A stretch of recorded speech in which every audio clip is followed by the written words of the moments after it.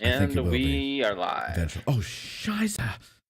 From the Gettysburg Museum of History Studios, high atop Baltimore Street, in a maximum security facility complete with central air, it's AG Today. Hi, this is Darren. And Mayor from the Civil War Breakfast Club podcast. This is Dan Casella from the No Pollution of Cowardice podcast. This is Wayne Motz from the Gettysburg Foundation. Hi, I'm John Rothman. Hi, this is Bo Brinkman. Hi, this is Joseph Fuqua, and you're listening to Addressing Gettysburg.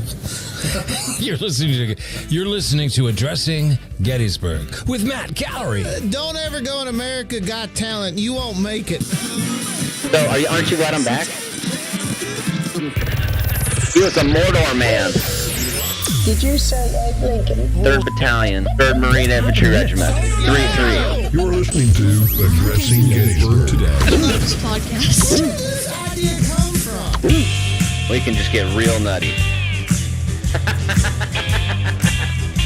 Matt had his muck boots on, and I was in a weapons platoon. It sounds like you have an excuse shuffler that just comes up with this magic card as soon as you need it. Every time you lose one, you get a new one.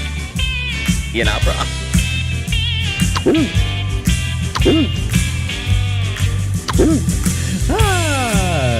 It's Colby doing Veronica's ooh there.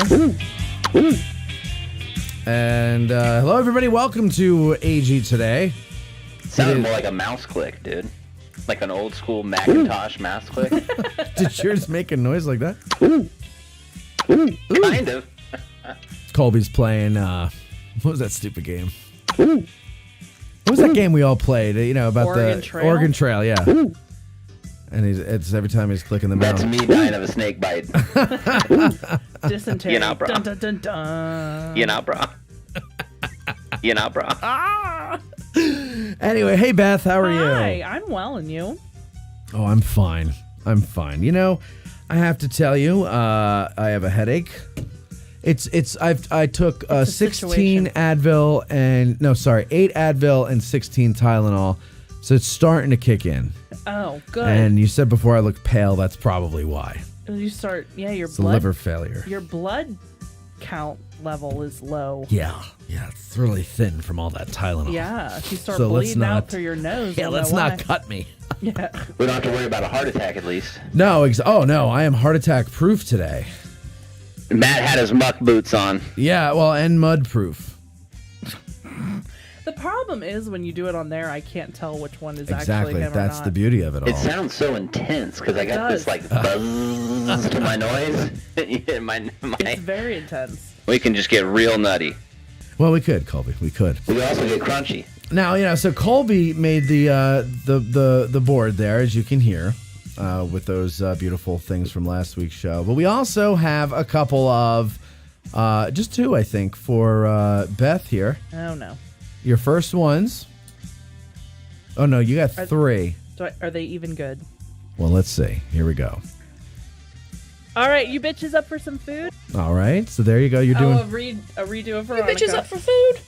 All right, you bitches up for some food? All right, not as much passion as Veronica's, but still, it's your version of it. Okay. All right, you bitches up for some food? You bitches up for food? And I'm I much like more. how bitches sound a lot more intense.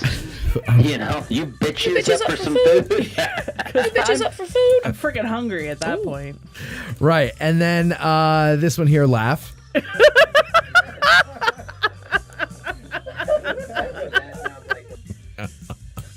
Okay, I like that. It's a good laugh. You go all over the place. I do. I have like 7 You different sound like laughs me, at once. honestly. Yeah, you do. It's kind of like a Colby laugh.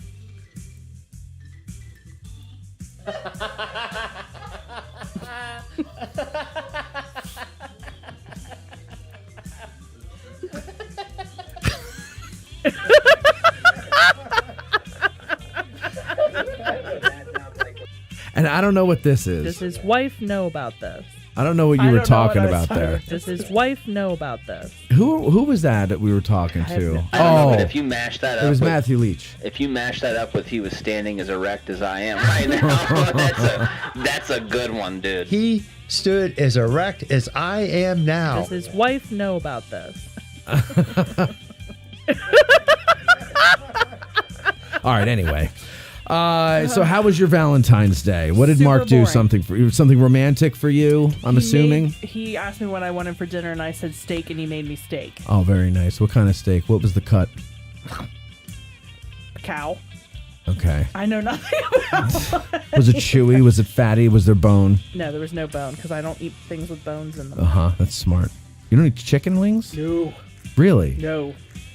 My biggest fear in all the universe is skeletons. Oh yeah, that's right. I forgot Is it about really? that. Yeah. You're more scared of skeletons than anything else. Yes. Then like fire, like burning to death or drowning or. Probably. But what's a skeleton now, going to do about to you? that for a minute, because fire is pretty freaking scary, right? Well, Like, I've never had dreams about burning, and I've never had dreams about drowning, but I have had many dreams with skeletons. Well, I've seen a lot of skeletons. I can tell you, they're not that bad. They're not going to do anything to you. It doesn't matter. I understand, like, logically, that there is one inside of my skin. Right. That I'm walking around with a skeleton in me at all times, but I cannot. I don't know. I guess I can relate to this a little bit because I have no problem with blood, guts, gore, any of that, but I hate watching bones break. Well, who would like that, Colby? Well, you know, I mean, like if you used to know the 411 skateboarding videos back in the day. oh, I can't watch When that. they Yeah. nut shot themselves on some rails, dude. Yeah. Like bones breaking though I have to look away. Yeah, no, I'm with you on that. Yeah. I couldn't. I mean, like, I have no, like, another version of my weirdness is I have no trouble public speaking, but I am very intensely upset by other people doing it. So I have a little bit of trouble public speaking, but I cannot. You're right. Like okay, certain people I can. What do you mean by this? Because I'm kind of confused. Well, I'll give you an example, and I think you were there. What are you talking about, Cam? When Cam. That's different. That doesn't count. That's so different. You gotta Why? give me a different explanation. Because Avril his men elegantly. That's why. that right there is why. I can't. This is why I don't go to the lectures. But like you're not. See, gonna but be those nervous don't bother me. You're not going to be nervous for Matt Atkinson. Yes, No. I Freaking am. lecture. No, I no. was. I get so. I mean, huge No, but- sweat. But these people, so I'm not nervous for the. I'm not nervous for the. Right, exactly. That's what they do. It doesn't. You know, matter. Cam, when he was doing it, I was nervous for him because I knew how much it meant to him, and I And knew it's like that he his didn't have a first lot of time. experience Yeah. doing that. I don't know. It wasn't his first time. He did a round table, but like, you know, it's a nerve-wracking thing. Mm-hmm. But he wasn't nervous until I was nervous for him. I was nervous for him too. I was white knuckling it on the chairs the whole time. My fingers were so sore the next day from squeezing those armrests. Is that why they were sore? Yeah, sure. It's from picking my nose. Right. So the first time Jamie ever did a tour at Rupp House for the kids, Yeah. I had to leave the room, and I think, well, she did think that it was a comment that she wasn't doing well, but I was so nervous for her. I couldn't watch. Really? So I had to leave and walk out of the room and go somewhere else. Let me ask you this: would you be nervous for me giving a public speech? 110%. Now you have to think about this. Because you go on. I can go on. I am not embarrassed or shy ever, and I've been in front of people since I was like 4 years old. Right. Kind of got out of hand. We had our mandatory safety training today. You got nervous for the safety brief? Yes. Oh my! Why? I don't know. Did you talk or did you have somebody but at else? the end, for 5 minutes, it was totally So fine. were you nervous for you talking No. or were you nervous watching No. everybody else? I don't mind me talking. But So you think everybody else is incompetent is what no, it is? that is not it. I just I think you're I right. worry about people. I worry about people. I can't handle either of you.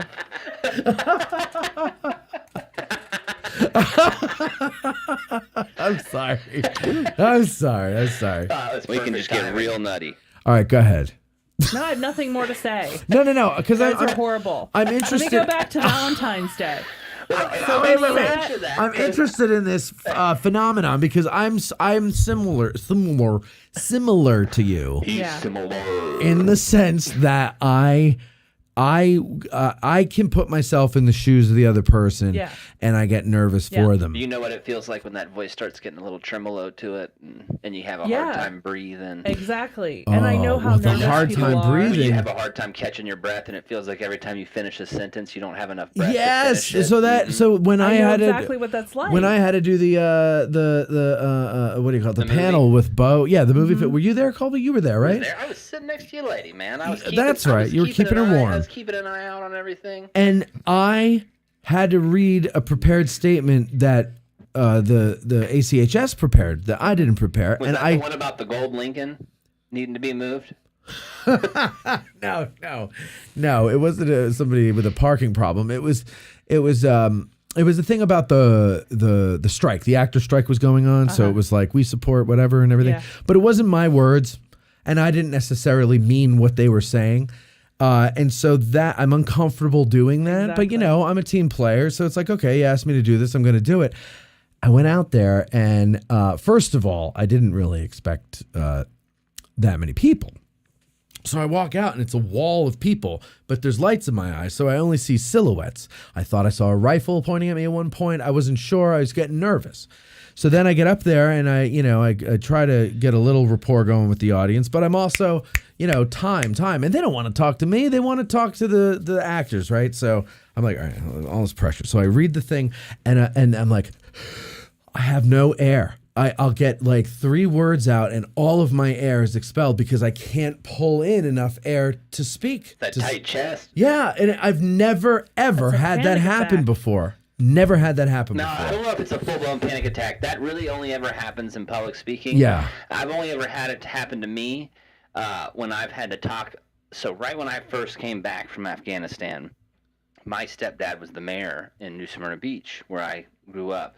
And he wanted me to get up and give he was giving a speech somewhere, and he just, like, willy-nilly was like, come up here and talk for a minute. Ooh. And I didn't have anything ready, and it's all really fresh, and I had to get up and talk about, Memorial Day and like, what that meant for me after my experience. And that is the only time I've ever experienced that, where I would get half my sentence out, and I'd be out of breath, and how old were you? I mean, I was 22, maybe 22. Wow. Okay. But I've been in front of people since I was 4, man. Right. So I really can work a crowd. Yeah. That's not that's not the problem. It was just that I don't know. It might have been the problem for you was the subject matter. I think for me it was the subject matter. I was just not ready to talk about that. If I could have done it extemporaneously or off the top of my head, I'm much better improv. Yeah, but it's now I got and it's somebody else's word, and I had time to look it over. In fact, the night before, I was reading it over and over and over again. But the minute the moment of truth comes, it doesn't matter. Yeah, it doesn't sound like you. No, it doesn't. It's not my words. I would never use certain phrases that were used in there. They're too. Do you guys want to know where I got really comfortable? Corporate. What? Was it in Afghanistan? Well, no. Surprisingly, it had nothing to do with the Marine Corps. I had an uncle growing up that was an evangelist. He was a very successful evangelist and very popular. And I used to go. We would travel. Jimmy Swaggart. No, but I've met Jimmy Swaggart. I bet you have. Many times, actually. I have sinned against you. I've met Oral Roberts. I've met all those guys because my uncle, his name is Eastman Curtis, and he was super successful. And, like, to the point, I don't know this for a fact, but his son, my cousin, would tell me that it would cost it's something stupid, like $20,000 for him to open his mouth at a place. Wow. And I would go, and he would do. You're talking crowds of like 200,000, 300,000 people, like not even in stadiums, like in these parks where they have a stage set up. Yeah. And he would make my cousin and I go out and give like the intermission, like talks. You know what I mean? Like, we got to do this, this, and this, and this before this next person comes out. Like, talk to the crowd. That's honestly where I got the most comfortable talking in front of people, because that's broad daylight. There is no lights in your face. It's just the sun, and you can see everything. And it was definitely educational. Yeah. Right. Yeah, well, anyway, I just noticed something that the great host of The Daily Show, Jon Stewart, is in the comment section. Hello, Mr. Stewart. I'm glad to see you back on The Daily Show. It has not been funny since you left, so welcome back, and thank you for watching this wonderful comment. Other TV theme songs. So, but okay, let's get back to you now. What happened? How was Thanksgiving? What did you do? Mark made you a steak. Valentine's Day. That's so weird. Yesterday I was saying it was Thanksgiving all day long. Really? That's really weird. That is weird. Now we should explore that, but we don't have time. Yeah. The mayor's coming guys on. as kids. Yeah, true story. It's called Catholicism. Yeah. All right. No. So steak, Dad did you came have, over. well, hold on. Did you have any vegetables with the steak or potatoes? Just potatoes. So meat and potatoes is what you got for Valentine's Day. Well, he asked me what my favorite things were. No, and that's what I told him. couscous. And couscous. All right. So couscous is that's a Grain, pasta, right? kinda It's a like grain. I think it's, so. it's So like it's more like a rice. It's like it's these little pellets. that yeah, are but kinda isn't rice-like. it more of a They're pasta? very good. It's very good. Couscous doesn't grow. Couscous is I don't made, know isn't what it? grows. I don't know, man. I just know it looks It more tastes like rice. good. I know what it looks like. All right. The So- point is, We can get real I asked what I wanted, yeah. and that's what I got. And it was wonderful. Yeah, so you asked what you wanted. No, he asked me what I wanted. Okay. And I and then said, right. and that's what I got. So you got it Yes. and It was wonderful. you liked it. It was perfect. Okay. Dad came over All right, now because he's now single. ah. And so he came over and hung out with us. It's your dad or his dad? My dad, What's your dad's name? Dallas. I like that as a first name. Whoa, what's going on with my... I don't know here. Let me see. Keep talking. Check it. Whoa. All right, doorbell. something going on there. And he came over and we watched the movie Spy with Melissa McCarthy, which is hilarious. Do you like her? Who else? Whoa. Sorry, I have it. I'm just go ahead. And it was Talk. a very nice evening. Who else is in that spy movie? Jason Statham. That's why you wanted to watch it. Ah, there you go. I mean, he is cute. A lot of people say I look like him. Yeah, I bet they do. You know what's funny is I cooked for my wife yesterday. Wow. Did you really? And I also made her steak. Okay. Mine's a little different setup though. All right. What did you have? I did Now, what was the cut? it was ribeye, boneless ribeye. Boneless I ribeye. marinated them for a day in soy sauce. Okay. I like to do that myself. And then I cooked them in a frying pan, but seared them really good. Got a good chard. Yep. And I made white rice with lime juice, Ooh. homemade pico de gallo, black Wow. beans, corn. Colby, I made a beat homemade Mark here. chimichurri. Well, honey, it's not that hard. Ma- So I Mark. love my husband with all my heart and soul, and he is a fabulous cook. Okay. Fabulous. He Yeah. really, really is. Right. But he is very picky with his food. So we are very meat and potatoes. Very, very plain. Not a lot of So chicken or beef? pork. or Pork. beef. Someone commented cast iron in the comments, and I just want them to know, cast iron's great until you have to clean that thing with exactly. freaking salt. That's Yep. the most annoying pan in the world. It is. I don't mind doing that. Oh, well, But then you the- can come over and clean mine. I've used it once since we got it. Yeah, it's not a big deal. But I think what Colby was saying with his extra flavors would not have flown at the Yingling house. All right. Okay. Does he like chimichurri? Has he ever had chimichurri? Honey, Does he like Chinese food? What? Let's Jiminy look- Cricket? Yeah. I think it's funny that you think he likes any other kind of condiment than ketchup. Oh, so that's like Cam. Cam only it's ketchup. Plain burgers, not even cheese. Plain burgers, ketchup. Oh, he'll eat the burger. So, okay, I'll give you an example. We go to Panera Bread. Uh-huh. And he orders the same thing every time. He No, I gets do that. The I'm turkey guilty. Bravo, okay? Which Now, what's on the turkey Bravo? it's lettuce, tomato, Bravo sauce. You're going to have to Turkey. elaborate on Is Bravo sauce. sauce just like a spicy mustard. mayonnaise with okay, It's yeah. like a spicy All right, mustard. And I bet he gouda doesn't like cheese. mayonnaise, does he? No. I hate mayonnaise, too. So he orders the sandwich, and I love watching the lady at the counter because he completely changes the sandwich by the time it's all said and done. So he gets rid of the tomato, the greens, the Gouda, and changes it for cheddar. Gets rid of the Bravo sauce. So now it is just cheddar cheese, turkey, and bacon. And then he changes the bread. So why doesn't he start from turkey and just add the bacon and the cheddar and not go, give me this elaborate I sandwich? don't think you can order like that. You order can't? like that, yeah. Okay. So the poor lady, usually it's a lady, at the ticket at the register is like, so you don't want the turkey Bravo. You want a completely different sandwich. So you want a completely new sandwich is what you're saying. It's like that old Polly-O string cheese commercial. You remember that, where the kids go into the pizza place and they're like, is this a New Jersey commercial?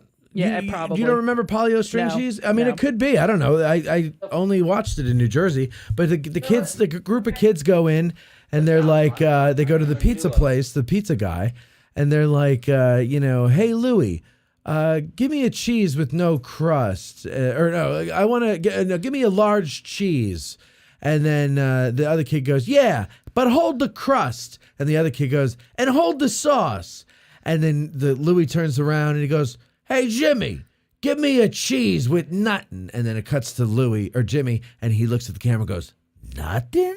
And then it's Polly-O string cheese, the best part of the pizza without the crust or whatever they're. Yeah, that's what it kind of reminds me of.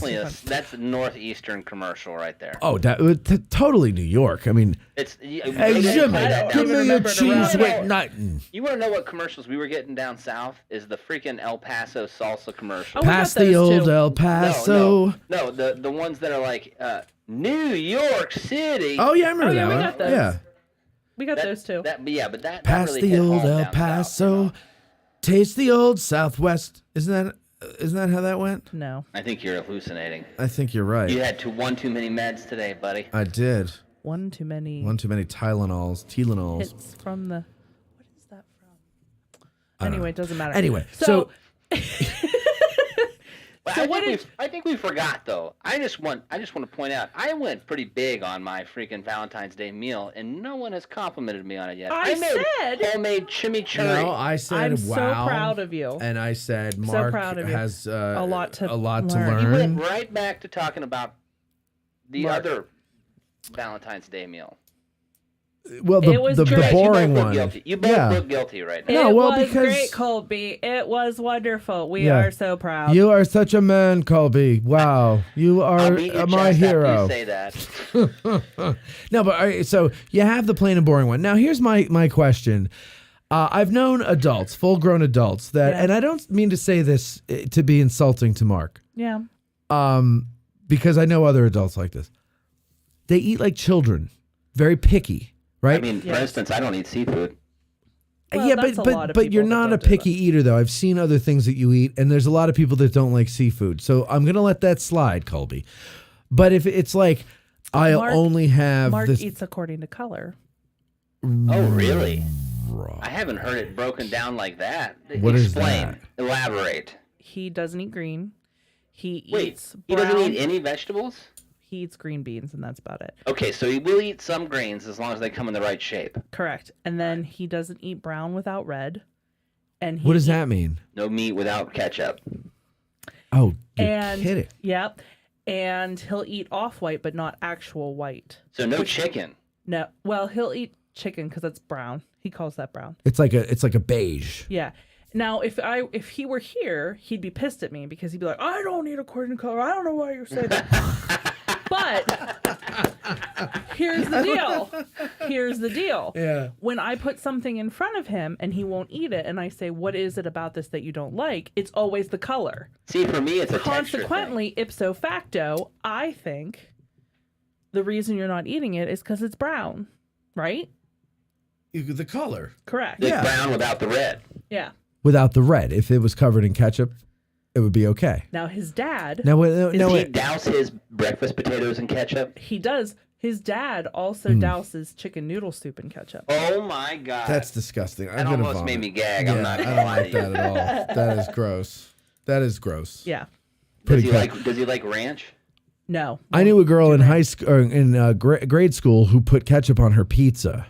That's disgusting. That was disgusting. That is truly a gross combination. Yeah. It was. And then in college, I learned to like blue cheese on my pizza. I don't know about that. That's a little different. I don't like blue cheese, but a lot of people like it. So, you know.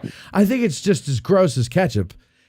Pizza doesn't need doctoring from any condiments. Give me a good pepperoni, New York style freaking. Oh, my God. There you go. Pepperoni, you had me at Peh. I had you at Peh? Yeah. You know, bro? Yeah, you did, bro. What I worry is Ezra is now picking up these habits. Ooh, you gotta widen his horizons a little bit. Bring him out to dinner with us. Yesterday, when he was little, he loved hummus. Hummus. You want to know who'll get that boy eating crazy things? Are you gonna say you? No, God, no. I'm not a crazy eater, but my wife sure will. Let him hang around Taylor for a few days. That boy will be eating things you'd be like, oh, I can't believe you're eating that. Yeah, that would be lovely. Because I went over to the Yingalings, which is what I call my in-laws. Yingalings. The Yingalings? The Yingalings. And Sandy and I, my mother-in-law, are very similar. Like, we love all kinds of foods. But Chuck and Mark are not like that. And so she said to me the one day, she was like, Bethany, I made us each a half a sweet potato. And I started to cry. Because I was like, oh my God. Because the guys don't like them. I haven't had that in so long. Thank you so much. So you've been living like you've had like a British diet for so long. It's just nothing. Maybe a Spartan diet would be more accurate. Yeah. A Spartan diet. You eat what the Spartans eat. Yeah. And now, in Mark's defense, he will make things for me if I request it. Mitchell Randall, pineapple on pizza is a sin. That is a sin. Yeah. That is a sin. And Jon Stewart, of course, now, why am I surprised by this? He is, after all, the great comedian Jon Stewart. Can't even get decent food. Right after I got here, I ordered some spaghetti with marinara sauce, and I got egg noodles and ketchup. What movie is that from? From that day on, they carried my mom's groceries across the street out of respect. There you go. Goodfellas. That's Goodfellas, ladies never and gentlemen. seen that. That's the beginning and the end there. I did. John had the end, and Colby had something in the beginning. All right, listen, let's do this here. Take a break. Now, listen, it's Valentine's Day was yesterday, but of course, Wednesday, when it falls on a Wednesday, it's kind of anybody's guess when and where you celebrate Valentine's Day. Do you do it the weekend before? Do you do it the weekend after? I would argue if you're a Valentine's Day celebrator and it falls on a Wednesday, you have the pick of the litter, yes, which makes it easy. And most people are probably going to do both. Are you out of your mind? I mean, listen. Once is enough. Once is enough, Colby. Once is enough. We don't need both. Expensive. So look. Now, I would say the smart people do it before. You go to dinner before the weekend before because everybody else is thinking, let's do it the weekend after, right? Yeah. And there's other people there, and it's like a Mentos commercial kind of, where like it's not really a Mentos commercial, but it's kind of like you see another guy and his wife sitting down and you kind of wink and you're like, you went ahead, right? You know, you didn't go, but that's where also are we going with this? Where we're going with it is that the reason that people do that is because they don't want to deal with the crowds, the reservations, all of that stuff, right? True. So they'll do it. That's why it's good to have it on a Wednesday, but it only falls that way every, 7 or 8 years, or I forgot how it goes. Point I'm trying to make is this coming weekend is really Valentine's Day weekend, okay? And this is when the real observances and celebrations are happening. And so we have a very special guest. I'm very excited about this. This is our first dignitary, our first commander-in-chief, if you will. Person of importance. A person of importance on this show. And I combed my hair. I got my hair done and everything today for the occasion. It looks really nice, buddy. Thank you. Thank you very much. I waxed my scalp and... and so we have Mayor Rita Frealing, who is coming in. She's going to talk about... what is it called now? Love is it's Gettysburg Loves Love. Love is in the square. Yes. Like love is in the air. Yeah, I get it. Triple love, if you will. What? The triple love, if you will. What did you say? I have no idea. Marriage. The triple love. Oh, I thought you were doing the Princess Bride thing. Marriage. Love. True love. Marriage is what brings us It's together. what brings us Oh my God, it's been a long week, you guys. I know. It has. But anyway, we're going to take a break. We'll come back with Mayor Rita Frealing. Love is in the air and everywhere. We'll be right back. Aren't you glad you used Dial? We are too. We'll be right back.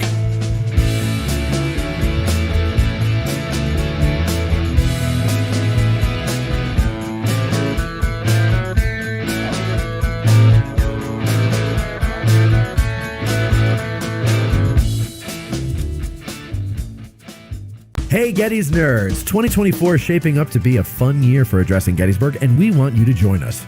Our Get Out of the Car tours, put together and led by licensed battlefield guide Louis Trott, kick off in April and will be available at a later date for the first time ever on our YouTube channel. Speaking of our YouTube channel, Gettysburg National Military Park's Winter Lecture Series is available exclusively over there from January through March. So be sure to subscribe and click the notification bell so you don't miss a single one. We also brought back our in-person events for you. Join us at the Adams County Historical Society on March 16th as we record an episode of our popular biographical series, Spotlight On. This one is a doubleheader featuring Tim Smith and Gary Edelman. Tickets are available on our website under the Events tab. And if you're a patron, you get a discount. How about an outdoor summer concert to make your summer sizzle? Man, was that cheesy. Anyway, Billy Webster is bringing his band to town to perform his entire album of Civil War songs, Marching Through Georgia, just for you. Tune in to AG Today every Thursday to find out when tickets go on sale for that one. We have much more in the works, so be sure to follow us on Facebook, Instagram, YouTube, and now for free on Patreon. We hope to get to meet and spend time with many of you this year as we spread the word about the Battle of Gettysburg and the Civil War. Help us teach the masses that history is not boring. Movies and documentaries about history are spread out across the internet, and their quality is often suspect. History Fix delivers curated historic programming to your preferred device using their website or branded apps. Join History Fix for movies, documentaries, short films, and how-tos. Addressing Gettysburg podcast fans receive 20% off their first annual subscription. So what are you waiting for? Sign up at www.historyfix.com and use promo code ADGBURG. That's ADGBURG. Want the freshest cup of coffee in Gettysburg? Then visit Bantam Roasters, formerly 82 Cafe at 82 Steinware Avenue. They roast all of their coffee in-house, and they have a full coffee bar to keep you caffeinated during your trip. Visit them at www.raggededgerc.com for their menu and shipping options for all of their freshly roasted coffee. Use promo code Hancock for 10% off your order in the cafe. This episode of Addressing Gettysburg is brought to you in part by me, audiobook narrator Mike Scott. Narrator of Savis Beattie's Bloody Autumn, the Shenandoah Valley Campaign of 1864, and Unlike Anything That Ever Floated, the Monitor and Virginia and the Battle of Hampton Roads. If you are an author or publisher interested in having your titles produced as audiobooks, or even just in learning more about the process, give me a shout. You can find my contact info on my website, MikeScottVoice.com. That's MikeScottVoice.com. And Civil War Trails. It's the world's largest open-air museum, and they offer over 1,300 sites across 6 states. Drive the Gettysburg campaign turn by turn, paddle to Frederick Douglass's birthplace, or hike to remote earthworks and artillery positions. Visit civilwartrails.org to request a brochure and explore their interactive map. Follow Civil War Trails and create some history of your own. Engaging with our complicated past helps us understand there is no them. There's only us, even when we disagree and are divided. For nearly 50 years, my films have explored American stories. I'm honored to announce that I will return to Gettysburg with my colleagues for a festival of screenings, conversations, and events that look at where we've been, where we are, and most important, of course, where we are going.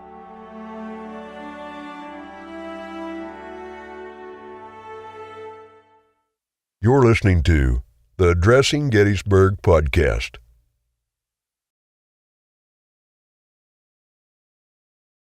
Cover your ears, it might be too loud.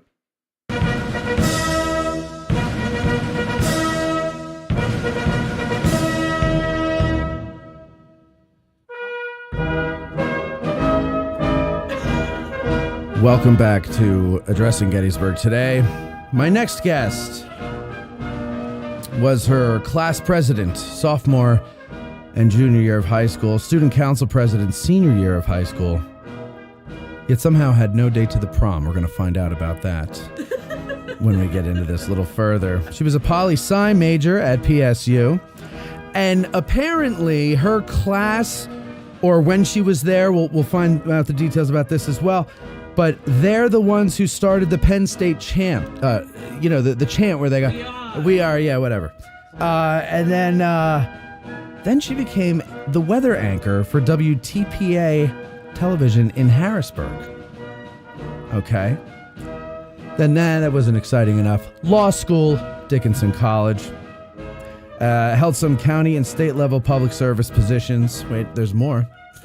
Board member for the Greater Harrisburg NAACP. Served on the board of the local YWCA here in Gettysburg. Active in the Lincoln Cemetery Project. And finally, mayor of Gettysburg. Probably, though, the crowning achievement of her career is being here on Addressing Gettysburg.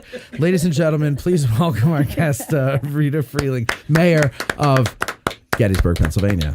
Welcome, Mayor. Thank you, Matt. How are you tonight? Good. It's Madam Mayor, I found out. Yes. Okay.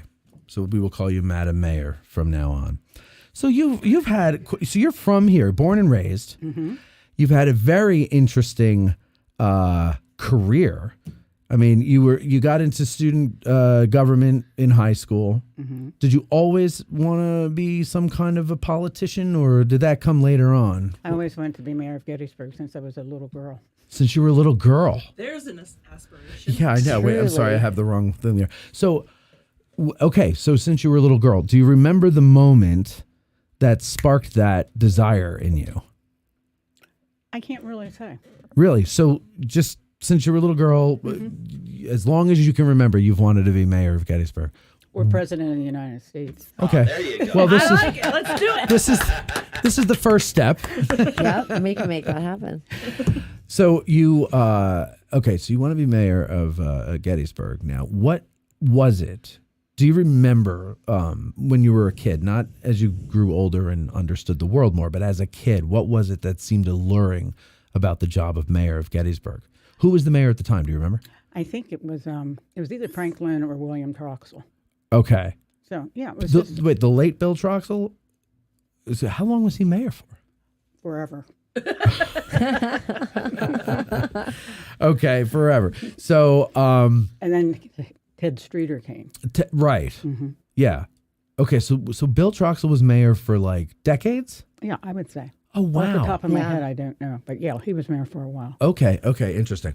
So, all right, so he's mayor. And I went to school with his son. Oh, okay. In high school. All right. What was his son like? He was nice. He's cool. Yeah, cool. He's a guy? Mm-hmm. All right. And, all right, so you decide that you want to be mayor. You get into student government in high school. So I didn't pay attention to that when I was in high school. No, I to didn't student either. government, right? I didn't care who was running. I didn't listen to what they said or whatever. So I don't really know what it is. In my mind, it's like, I promise we'll get more Snapple in the vending machines, but there's got to be more to it than that, right? I tell you, junior class you have meetings, but junior class, we were in charge of the prom. Okay. And we were the first class to take it out, to have it outside of the high school for a long time. Okay. So, yeah, you just do things like that. Hold meetings, supervise other groups. It's fun. Then you go to college, you become a poli-sci major. And then how do you go from that to television weather? Good question. What happened was, this one day, my mother looked at me and she goes, "You better start looking for a job." When I was in college. Okay. Okay, university. So I was sitting in the Harrisburg bus station, got ready to go back to State College. And this was at a time when jobs were advertised in the newspaper. And I saw this job advertisement, and it was looking for, I forget what it was, something they were holding auditions. And I act. Okay. I do some acting. Do I you? also do commercials. Yeah. What don't you do? Good question. You're very busy. Yeah. But it's good to be active. An idle mind is the devil's Disney World. I agree. It's so true. You got to stay busy. Yeah. Yeah. So anyway, so I went and I auditioned, and it was to be a weather, we were called weather girls then, it was for the weather person. And I got it out of like 500 people. Is that where you worked with Sonny Diamond? Yes. Okay. Yes, I love Sonny. Yeah, she's really cool. She is. Who's that? I don't know her. She works at a local television station and does a program that's like about local things that are happening in PA for seniors. Okay. And she did a thing for volunteers for the foundation, and I met her, and she's super cool. Okay. And then we invited her for lunch with us because they Madam were Mayor. friends. Madam Mayor. Yes. Just point and say her. That's Well, it's rude. listen, I'm a horrible person. We've all known this. And so that was the first time that I met the mayor. Okay. Yeah. All right. So, all right. This is something funny. Yeah. When Sonny and I were on the news together, Richard Seneca was our anchor, and they used to call us Kitty News because we were one of the youngest news teams in the nation. Kitty News. And how many years did you do that for? Just for, a year, and then I went to law school. But I was there during TMI. Too much information. No.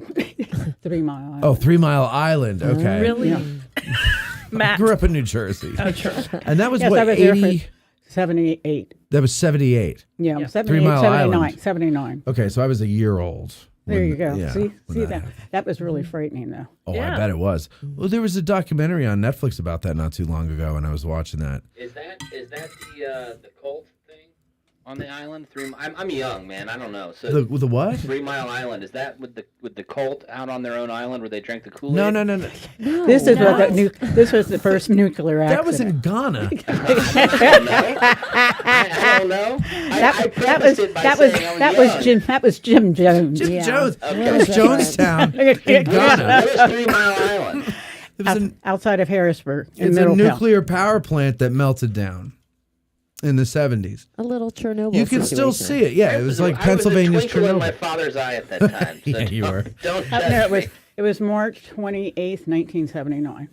And that were you living up in Harrisburg at the time? Oh, so that had to be really scary. It wasn't, but the town was just like everybody left. Yeah. It was just like a ghost town. Yeah. Where did you go? Here? No. I came down here to my aunt's house, who I absolutely adore. And I said, this is scary. And she looked at me and she goes, well, what we're going to do is have an end of the world pizza party. Best kind of end of the world party. Yeah, that's the way to be. Solves it all. It did. And she was like, what are you going to do? So I went back to work, and we had to wear dosimeters that would gauge how you were Oh, much wow. exposure. exposed to. Yep. So like you like a little what do they call those? A gauge. Yeah, like a dosimeter. She said radioactive. a dosimeter. Oh, I've never heard that term. Okay. So you would walk around and then you would just Well, if no, you were like, Like somebody's stomach growling. No, wasn't it one of those things It that was make that silent. crackling noise? No, Oh. the nuclear physicist would just look at it. Okay. and shake it. Oh, But we had people from all newscasters there. It was really bizarre. Yeah. And that's when I met Max Robinson. He was an anchor for ABC News, Okay. and just a lot of people from WPVI in Philadelphia, and stayed friends for years. So you go to law school. Mm-hmm. What kind of law did you want to study? It's general. We studied general law. But my idea was I wanted to go back into newscasting and be like Oh, like a legal expert on the news? Oh, that's a good idea. like Tim O'Brien. I think he was at the White House that time. And Geraldo Rivera is a lawyer. And Right. also Right. Albert Cosell. That I did think. not know. I think so, if I Okay. remember correctly. Okay. But anyway, so what happened was I came out. Here's another one. So I believe you only live once. So I became a flight attendant. Really? There you go. That wasn't in the article I read. for Freedom Airlines. How long? Freedom Airlines. Yeah. For how long? A year until I got a job back in television. Until again. Freedom went out of business. I've never heard of Freedom Airlines. It was owned by the Winstons, and it was out of Cleveland, Ohio. Okay. And they just had Like a regional? Yeah, and I did turnaround trips to Boston every day. Wow. How'd you like that job? It was fun. Yeah. Yeah. Now, And people think that you're the airline, the waitress. Why you're on that plane is in case a fire breaks out or there's an emergency, you have to know which fire extinguisher to use, how to get people out. When you're coming in, you actually are seating people in seats. Like anyway, it's interesting. There's more to it than Science. there's for sure. there's something that you're doing when you're seating people. It's not. Where would you seat Matt? Just looking at him. by the it's also where bathroom. In the back of the plane. Your tickets, they'll tell you. But Right, but you have like those exit. There's an episode of Curb Your Enthusiasm where Larry is asked. His ticket has him by the emergency door, and the stewardess comes over. She's like, in the event of an emergency, would you be able to open this door and help us get people out? And he goes, no, give me another. Like I can't open any doors. I will panic. He's all neurotic and everything. And so that's what you'd have to do is like look and, let the person know, okay, something happens. We need you to man up here, right? Right. Yeah. So anyway, then after that, I went back into television. And I forget how I got involved with this.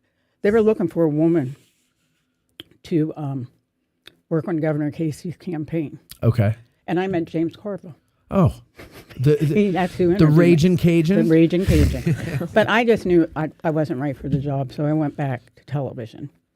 And they told me here's a good one. They told me at television that when I got back, I couldn't do any, because it would be a conflict of parents, sure, yeah. that I couldn't do any political stuff. Because you had worked on the Casey campaign. But before you go on with that, why did you think that you weren't cut out for that? It just wasn't me. I didn't do things that I know that... It's too cutthroat? No, it was nothing that. It was just, it wasn't right for me. Okay. I just wasn't right. Can't you feel that? Yeah. So then, Can you though?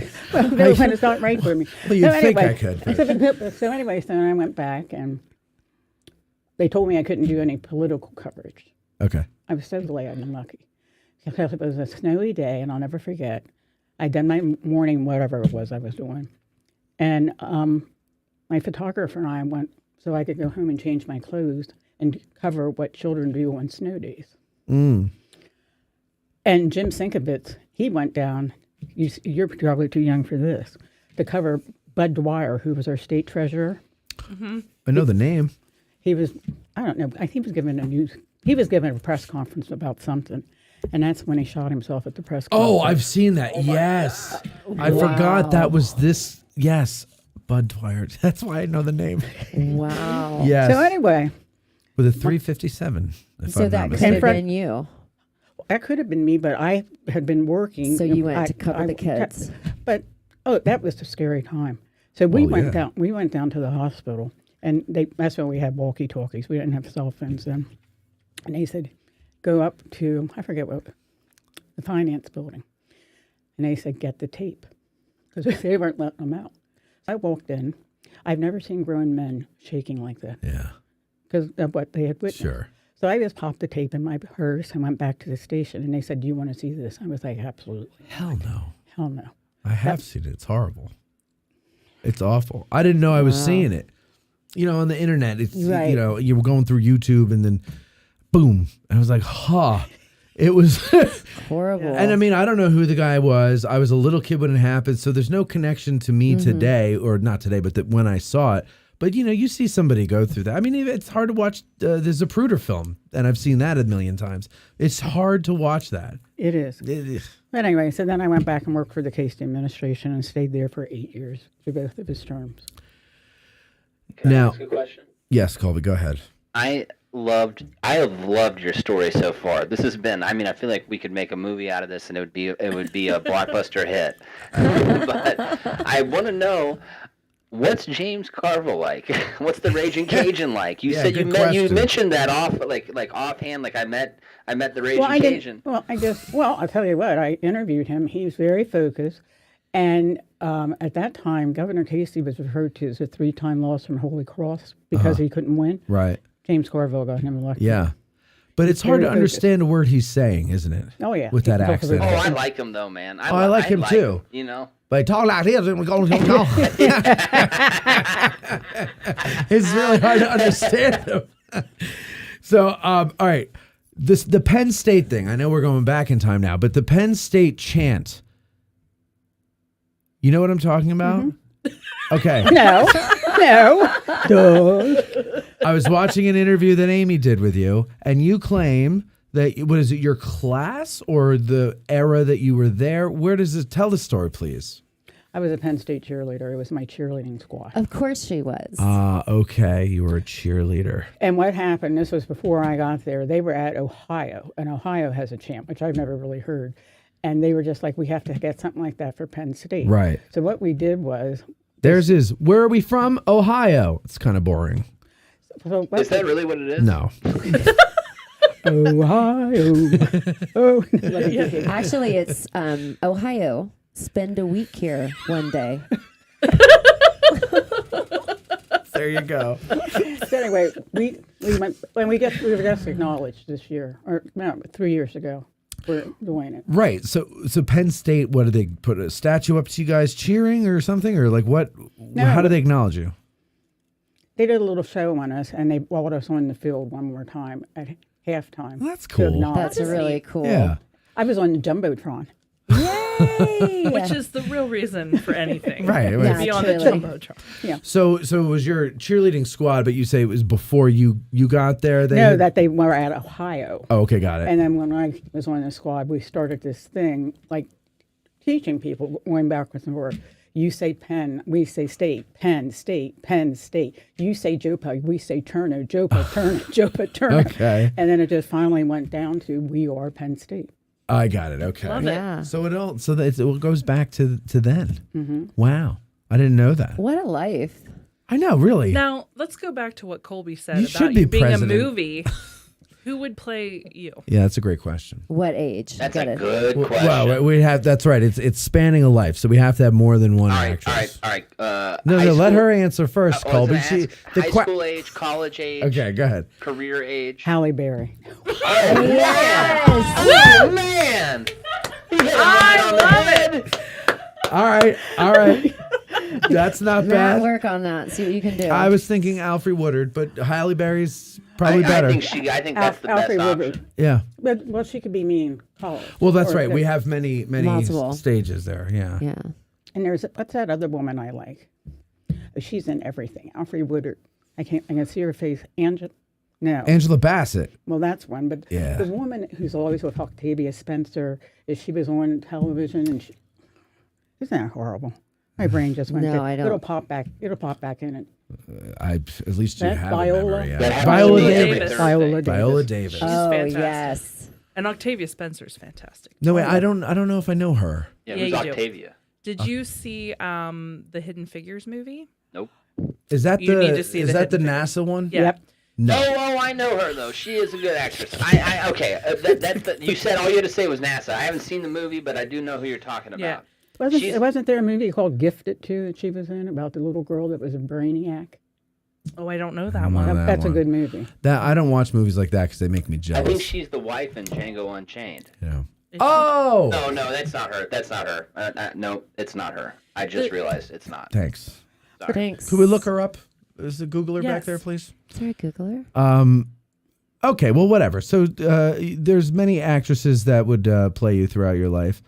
Okay. You have 2 cats.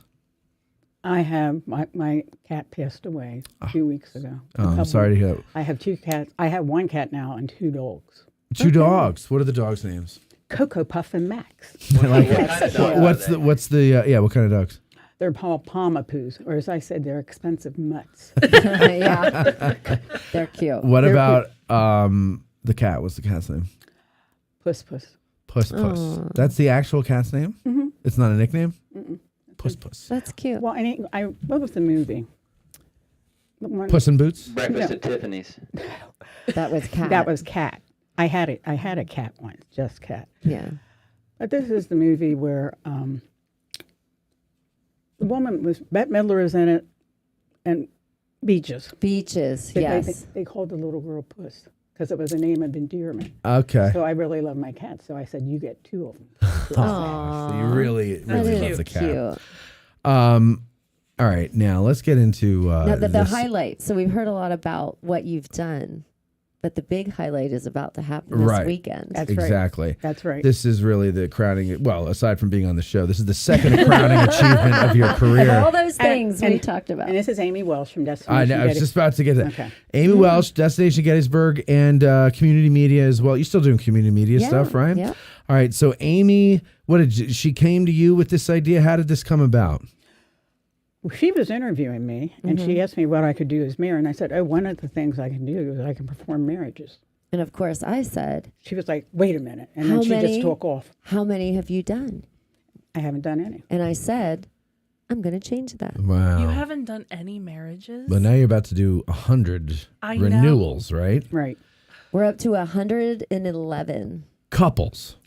Not people, couples. So that's 240,000 people.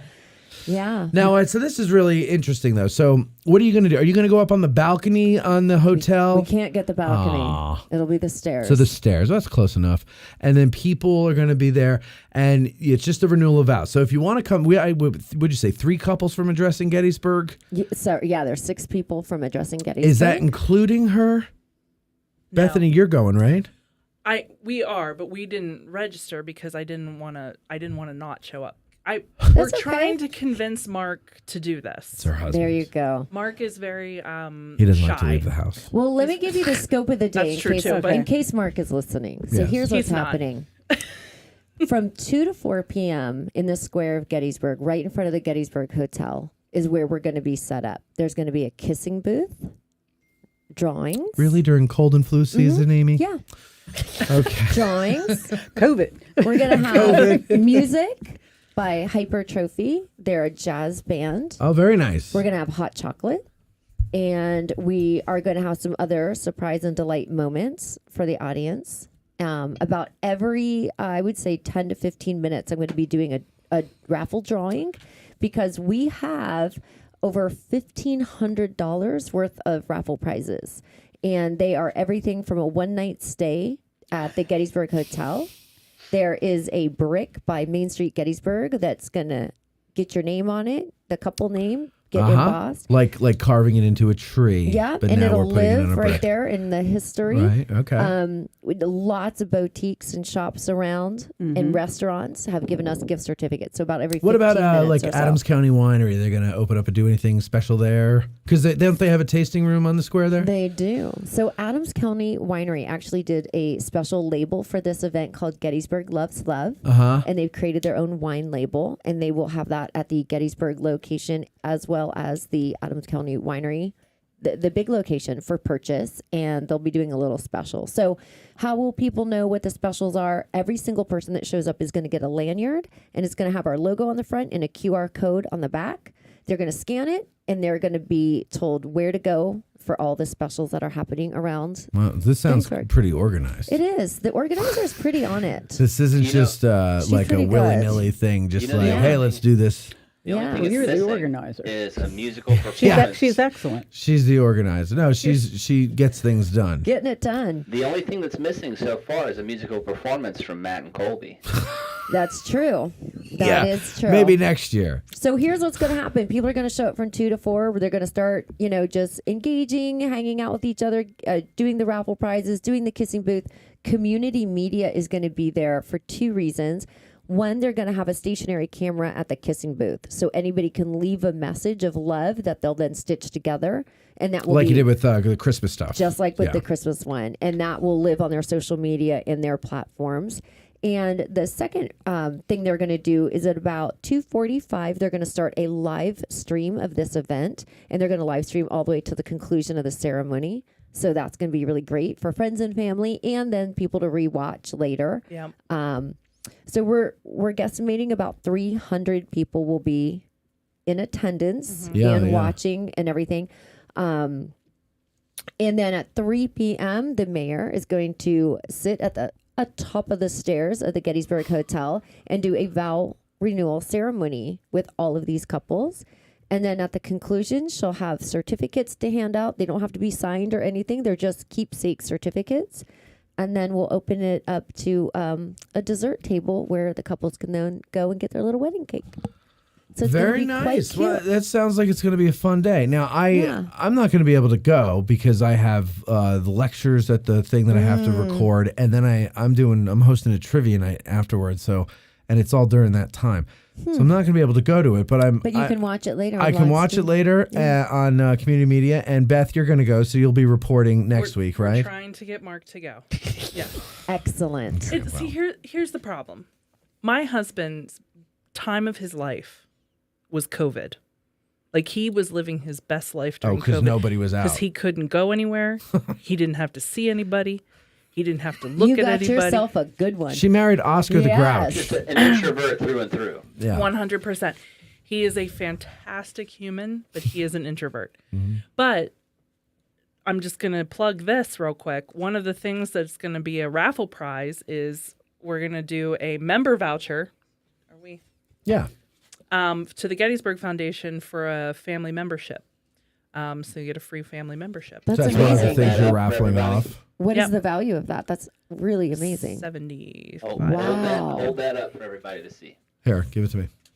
Oh, I went to her, but all right. Oh, sorry. Well, that light's going to wash it out. Here you go. Look at that. Oh. What that also gets you is free entrance into the Museum and Visitor Center for a year. Wow. As well as into the Children's Museum if you want to go, and a discount at the train station at the Ticket to the Past. It also gets you discounts throughout town. I love it. This is really cool. So I'm going to give you some stats if you have a second. Well, I have a second for stats, yes. Here we go. But that's so all I you're can give for probably stats. wondering who would come to such an event.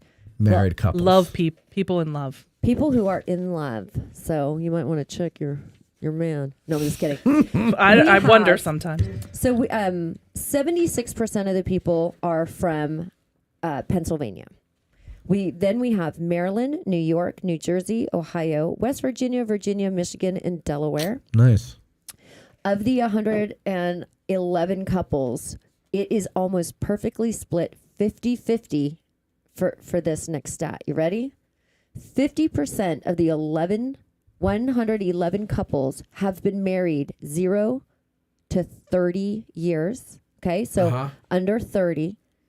And 50% have been married from 30, get ready, to 70 years. Oh, my God. So we have 3 couples. That's a lot. Who have been married more than 50 years. We have 1 couple more than 60 and 1 couple at 70.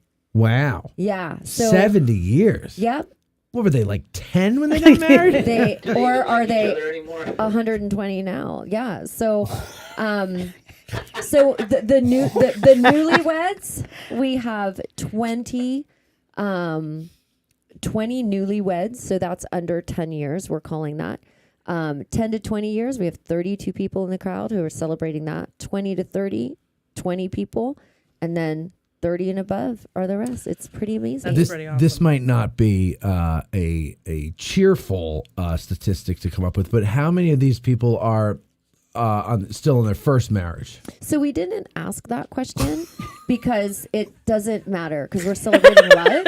Oh, right. Okay. We're celebrating I'm love. just curious, you know. I laughed really hard after that. I just want you to know. I heard you. We weren't curious about that because we're celebrating love.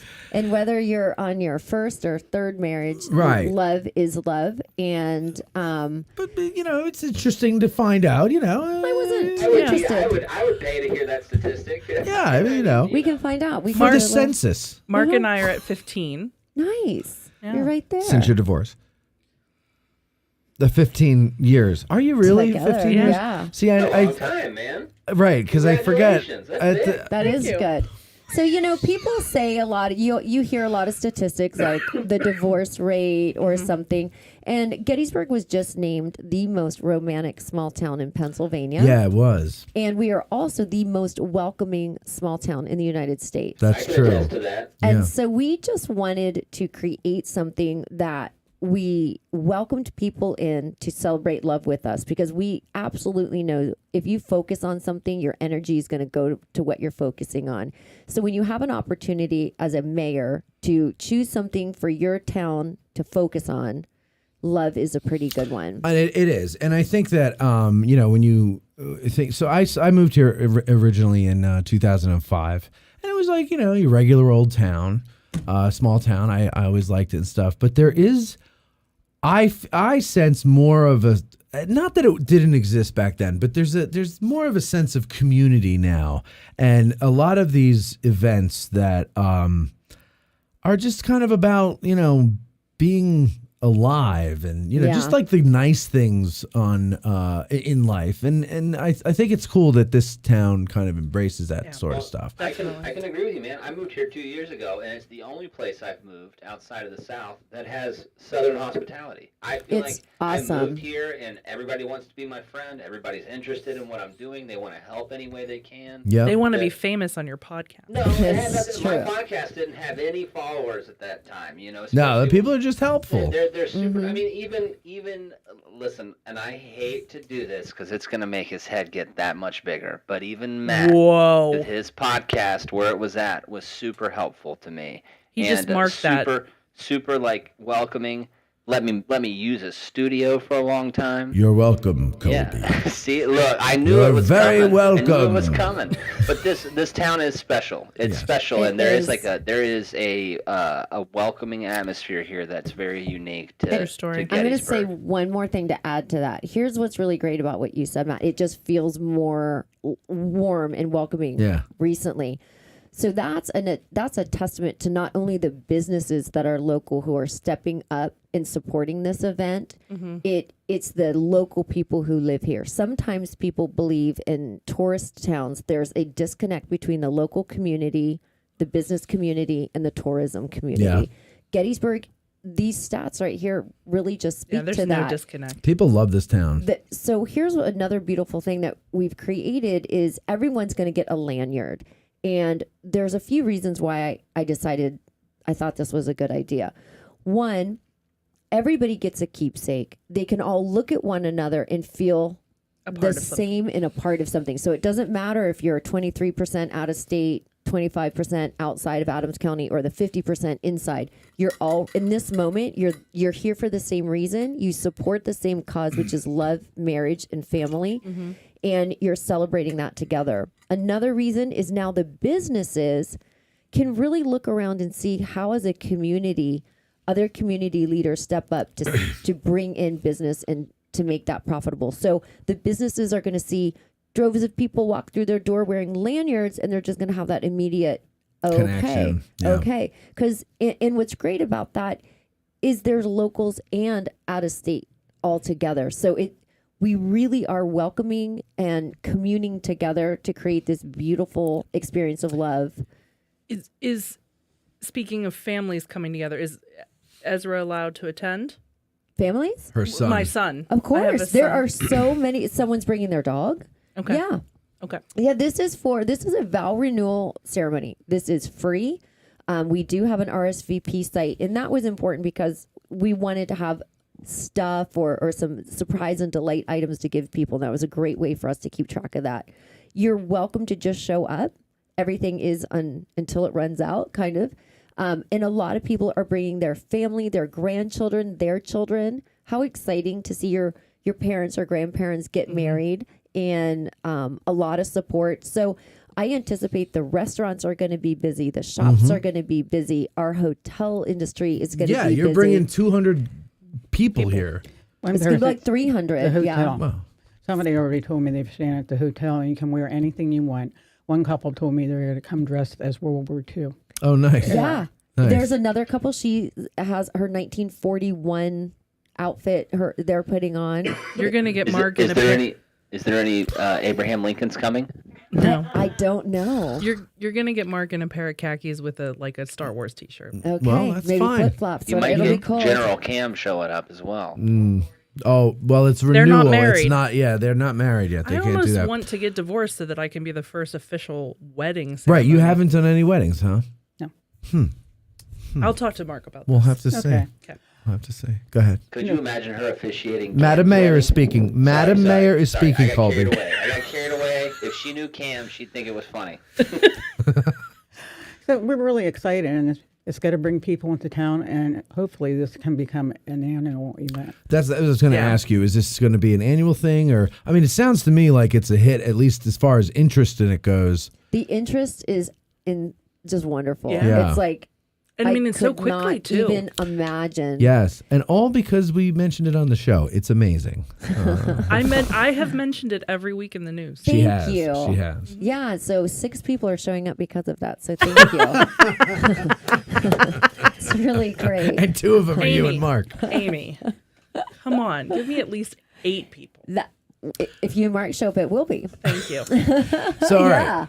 So that is. Give me the time again and the date. So the actual whole event is 2 to 4 p.m. It will be cold. We're looking at maybe some snow. So the ceremony, this is what people are most interested in, 3 p.m. Maybe 20 minutes, half an hour for the ceremony. Not that long. 10 minutes for the ceremony. 5 minutes. It's going to be cold. And we'll break it down. And I am also one of those people. Now, I did talk a lot tonight, but when I'm usually speaking, You just boom, boom. Well, I'm from where Lincoln gave his Gettysburg Address. What do you think I learned? Right. Keep it brief. Yeah. Keep it brief. Yeah, Brevity is the soul of wit, right? So yeah, if and it's also cold, the essence of lingerie. That was the best line all right. That was the best line all right. did not expect that. That's Dorothy Parker. You just That made it is onto Dorothy sound- Parker. Well Yep. done. Oh, that's so funny. You just made it onto soundbite. Yeah, right. Madam Mayor. What did you say? You're now on the I have a bite. little board here where like people will say things. Like here I'll give you one that where are we here? Here. This is one that Beth said last week. She said this. Does his wife know about this? And it's something out of context. I don't know if it was loud enough here. Let me pull it up a little Does bit. his wife know about this? So it's a little phrase that's a little odd, out of context, and sometimes it actually fits into some other context. And we're definitely going to use that one. Yeah, that was good. So, all right, I have 2 questions. Yes. I've always wondered, and this isn't about Love on the Square. This is about Gettysburg. They used to have it on the website, the borough's website, where they were almost bragging that they have a strong council, weak mayor system. Mm-hmm. And I went looking for that today to see if it's still there.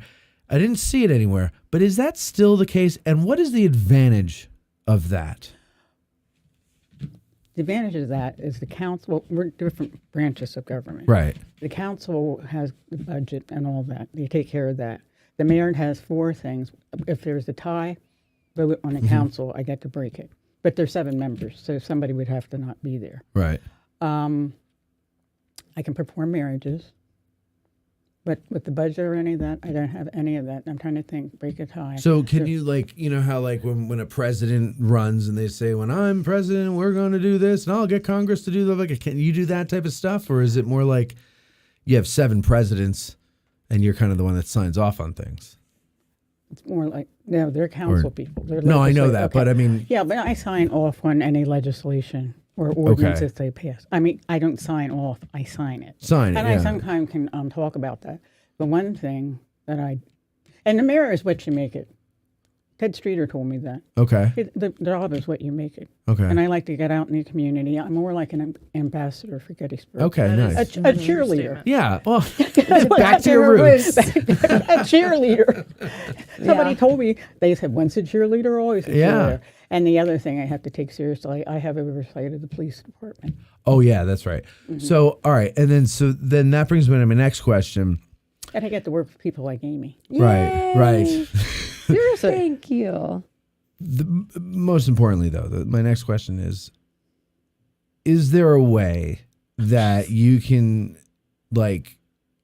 get me a parking pass so I don't have to pay the meters and I don't have to worry about just a lifetime?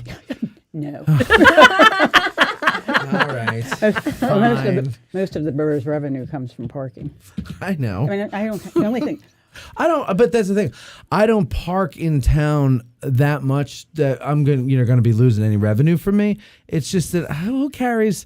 I don't want another app on my phone, and I don't want to carry quarters. Shut your mouth! Oh, that's enough. Come on. You know, I'm Never going to tell you, don't say after me. I get scared. I don't want any more after. No. So you're with me on this. Yeah, but I carry quarters. Well, so do I when I remember to. Madam Mayor, I think what he's asking for I just want a free park. is a little sign for his car that says the mayor says I can thinks I'm park here. cool. Or friend of the mayor. No. Or just mayor's lifetime parking pass. That's all. I don't have oversight of the parking department, so that's not my purview. How No, about that's not true, Mayor. I once got out of a ticket. I went to Mayor Troxel. I knew you were going to say that. Don't say that. Oh, no, wait. Let me bleep my... here we go. No, that's not... Yeah, sorry, we're live. No, but you should probably just write on a piece of paper, I'm the mayor's friend, and sign it. So now it's and down he'll to put it in his car. I'm the mayor's friend. Yeah. I met the mayor. You could write that yourself. Yeah, and then just get her to sign it. Okay. Like, we'll just do it on this notebook paper. I met the mayor. All right. I was making that up. You can't get rid of parking tickets as mayor. I was making that up. We just had a little shtick that we did there, and we worked that out earlier. No, I know. I'm trying to say things. Thank you. Thank you very much. You're welcome. Before you leave, let me fill him in. This is Octavia Spencer. Oh yeah. Oh, Isn't she's she been in a fantastic? lot of stuff. Yeah. Let's see. Let's see it. What was she was in I just saw it. The Help. The Help, yes. That's not what I saw. Oh, yes, you're right. Yeah. Well, Viola Davis was in that too. Yeah, They're in a lot of things together. Yeah. No, Viola Davis is the one in the NASA movie that talks about having to walk 2 miles to the bathroom. Yes. She's a good actress. She's that a girl good can act. Yeah. She can act. That's why she keeps getting jobs. I would imagine that's why. Wasn't she in the movie? Is she the one that can sing really well too? Oh, I don't know. She was in a movie with Beyonce or something and kind of outperformed her. No, I don't know. I don't know. That was You know which one I'm talking about? Yeah. Oh, they're similar. They look like their acting is very similar. Are you talking about Jennifer Hudson? Yes. That's what I was thinking. Okay. Yeah, because that sounds a lot like Yeah. Viola Davis. It's Viola Davis and Ray. I was making. Is she what? Ray? Was she in Ray? Didn't she play Ray Charles's mother? No, Viola, but she is his like doo-wop girlfriend, like the doo-wop girls, the singers. Mm-hmm. She's the one I think that is his girlfriend. That was more. What was her name? See, Yeah, the girl who played. You mean the one that he was having the affair with? Yeah. That was. She was from a sitcom that she was from. Oh, was it another world? Not another world. A different world. Wasn't she on a different world? Where's our Googler? No. Debbie's on it. Okay. Debbie's on it. All right. Well, anyway, listen, Mayor. I appreciate your. Here's what I think Did she you could have do. fun? She could sign your wall. Well, we've got a marker out on the famous wall wall. of fame. I would love it if you would sign the wall of fame. That's I think And- the signature you'll get from her today. That's it. And then I'll transfer it to my parking pass. Seriously, Madam Mayor, Rita Frealing, ladies and gentlemen, thank you very much for coming on. thank you. here. Thank you for I had having so me. much fun talking to you. And please, anytime you want, come on again. Oh, I will. You know what? I think you should do a monthly weather update. Oh, yeah, because you my were a gosh. weather lady. That would be fantastic. And I would think be they really could cool. change. They could see the monitor. I bet they could change that and just put your face on it, and then with a background of like a map Yeah, of we could- weather. We could figure something out Yeah, there. and you could. Or you do could the just come weather. on and talk about Gettysburg since you are the mayor. Yeah, That'd be good. I like the weather part though. That would make sense. Maybe you could do weather and Gettysburg. It'll be good. We'll figure something out. We have news, sidewalk conditions, and the weather. And the weather with the mayor. I love it. Yeah, I love it too. A moment with the Have mayor. to work out the rhyme scheme there a little Well, we'll come up with a catchy title. Anyway, that's it. We're going to take a break. Thank you very much, Mayor. See you all you lovers out on the square on Saturday. We'll be right back after these words.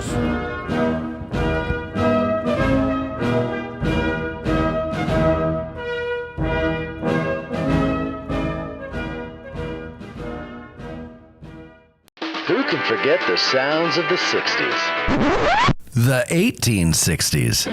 I can't, and you can't either. Now, there's Marching Through Georgia, the exciting new album by Billy Webster. All of your favorite hits of the 1860s in one place. Such hits as Gary Owens,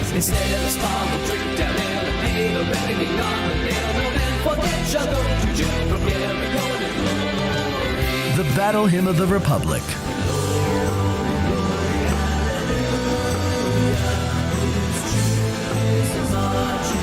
All quiet along the Potomac tonight.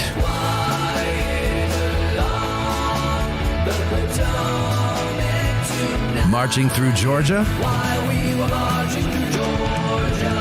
And much, much more. So what are you waiting for? Go to billysongs.com and order your digital download of Billy Webster's Marching Through Georgia today. That's billysongs.com.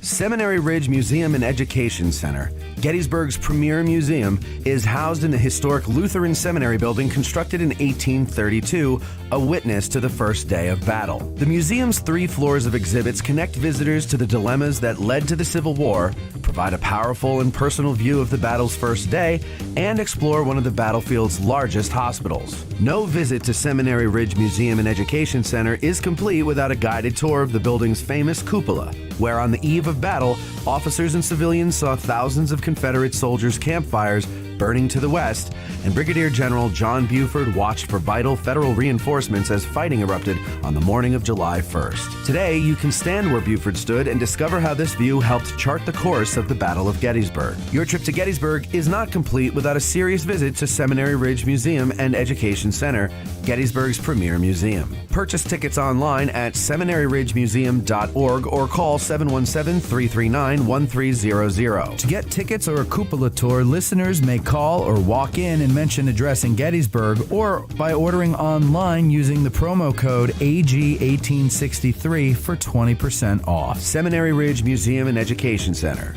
It began here. There's a devil to pay. If you're a lover of history, then go to trhistorical.com. There you'll find apparel, drinkware, decor, and more, featuring a wide range of interests from the ancient world to the Cold War. Looking to make an impression with the perfect gift? Well, TR Historical now offers gift cards and a vintage wrapping service for a truly unique presentation. And our listeners will receive 10% off plus free shipping in the U.S. when you use promo code GBERG1863. So go to trhistorical.com, TR Historical, for the love of history.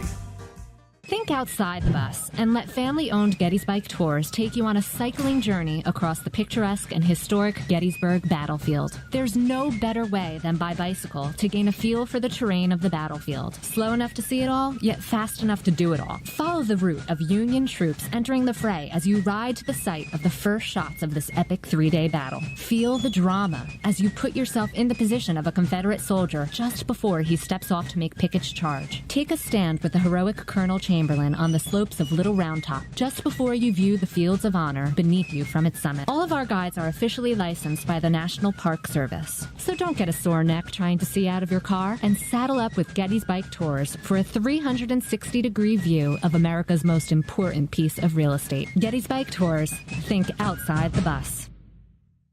Go to gettysburg.com or call 717-752-7752 to book a battlefield experience you will never forget.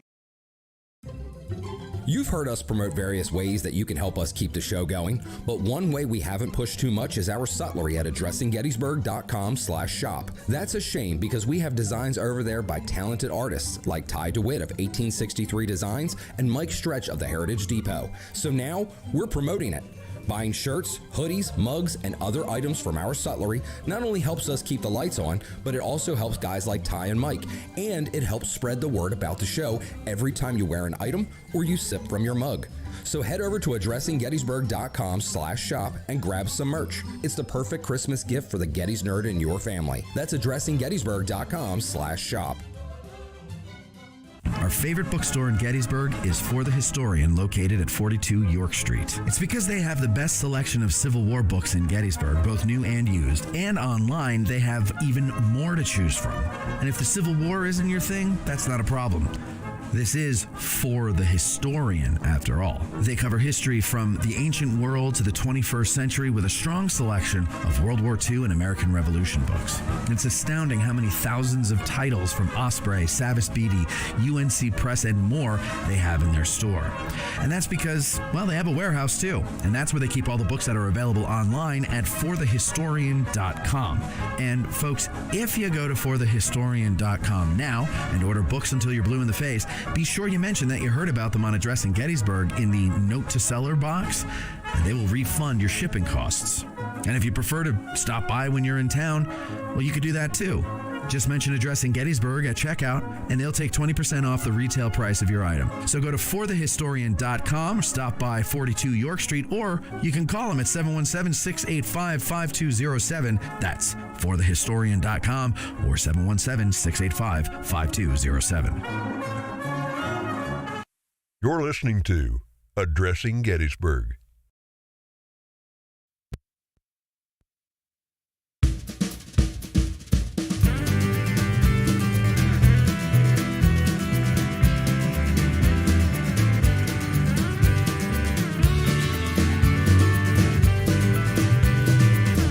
Seems like we haven't seen you in forever.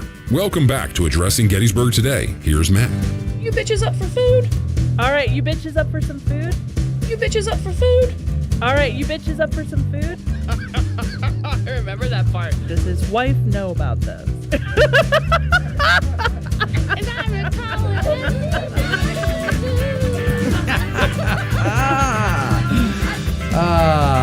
All right, we are back, ladies and gentlemen.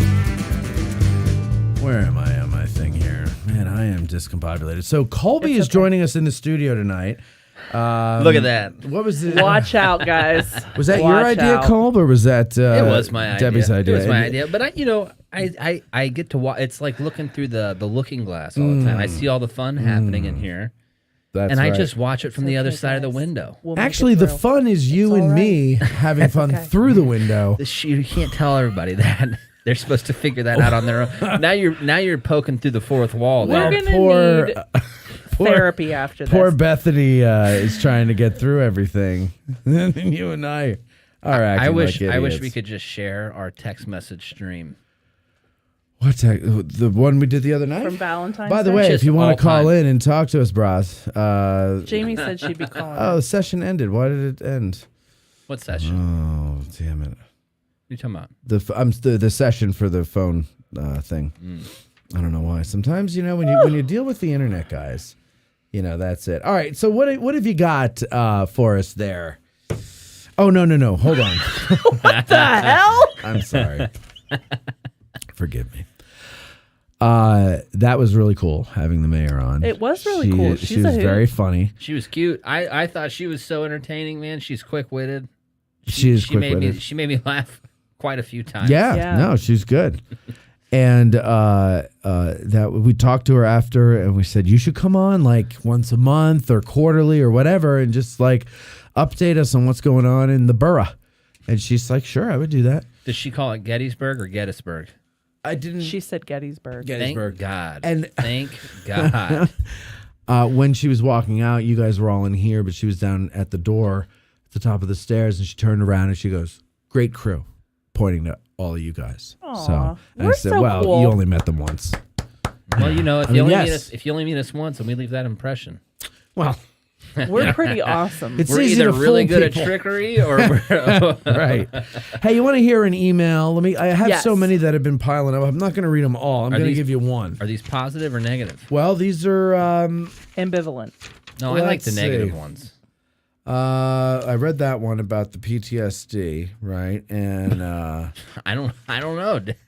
no, I did. we I did. did. I read that one there. And all right, let me give you this one here. Hi, Matt. I wanted to take this time and let you know your podcast got me through a tough couple of months this fall. I found out my job of 21 years would be ending in December of this year. Upon finding this out in November, I signed up as a second lieutenant, both to get more access to material, which powers me, but also to be a contributing member and help make sure this endeavor continues. As I stated, your podcast enabled me to get through tough times and enjoy the history of Gettysburg and learn so much more about the Civil War. Your AG Today show, that's this show, is also a needed amusement and silliness that distracts me from the day-to-day grind. I grew up in the same area of Maryland as licensed battlefield guide Lewis Trott. Great morning radio shows like Howard Stern and The Grease Man were the best part of morning drives outside of D.C. I will say your AG Today show is fully worth that comparison. Well done, and don't listen to the people that say too much Cam. Not true. Love the show. I've recently found a new job, and I am relieved that I will not be out of work as I worried I would be. I hope to be making some trips to Gettysburg in 2024 to make at least one trip to get out of the car tours and maybe to meet you in person. Thanks again, John B. You're welcome, John. Thank you for the kind words. Thank you, John. You know, John brings up a couple of great points. Listen, he didn't know how much you'd be inflating your head by comparing you to Howard Stern. I know. And you know what? Howard sucks now. But he's like your. Listen to it. But listen, if anybody's curious out there, that's like Matt's. Like for me, I'm obsessed. Like I'm obsessed with Ray Charles, right? If I could really, and it's very obvious. Calling oh, dude, Studios host and call screener line. I would trade in. I would trade in every concert I've ever been to go to a Ray Charles concert. Well, he's dead, so that's not going to happen. I know he's dead. You don't have to remind me. Is this like how I feel about Joshua Chamberlain? Maybe, I guess. Yeah. I was the girl that instead of having Backstreet Boys and NSYNC posters on my wall, I had a JC on the wall, dude. I had Chamberlain on my wall. I was an awesome early 2000s teenager. No, I wasn't. No wonder you couldn't get any dates in high school. You had Joshua Chamberlain on your wall? Oh, hell yeah, a poster size. No one can grow that kind of mustache. Who was in your high school. first celebrity crush? Joshua Chamberlain. How about yours? Britney Spears, dude. How about your... I forgot Wait, how young you are. Wait, is he considered a celebrity? Sure, of course. How about yours, Debbie, back there? Well, I don't know if she's my first. My first celebrity crush? Yeah.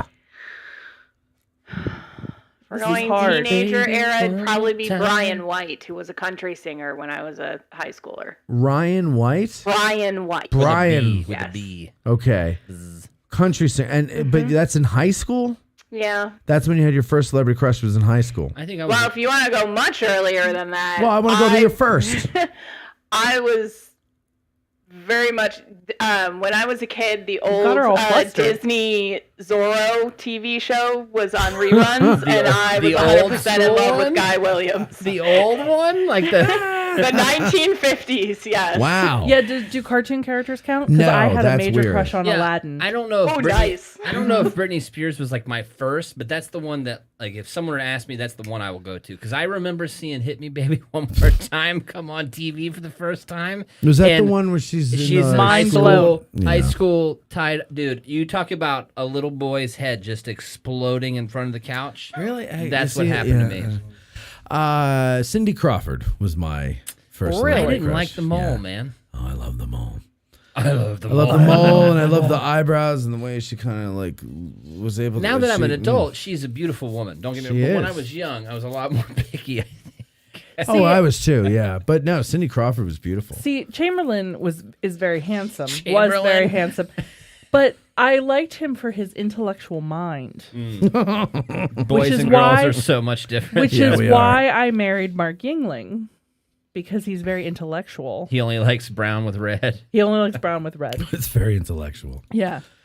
Let's see here. Somebody has a question about Joshua Chamberlain and the poster. Go ahead. You're on the air.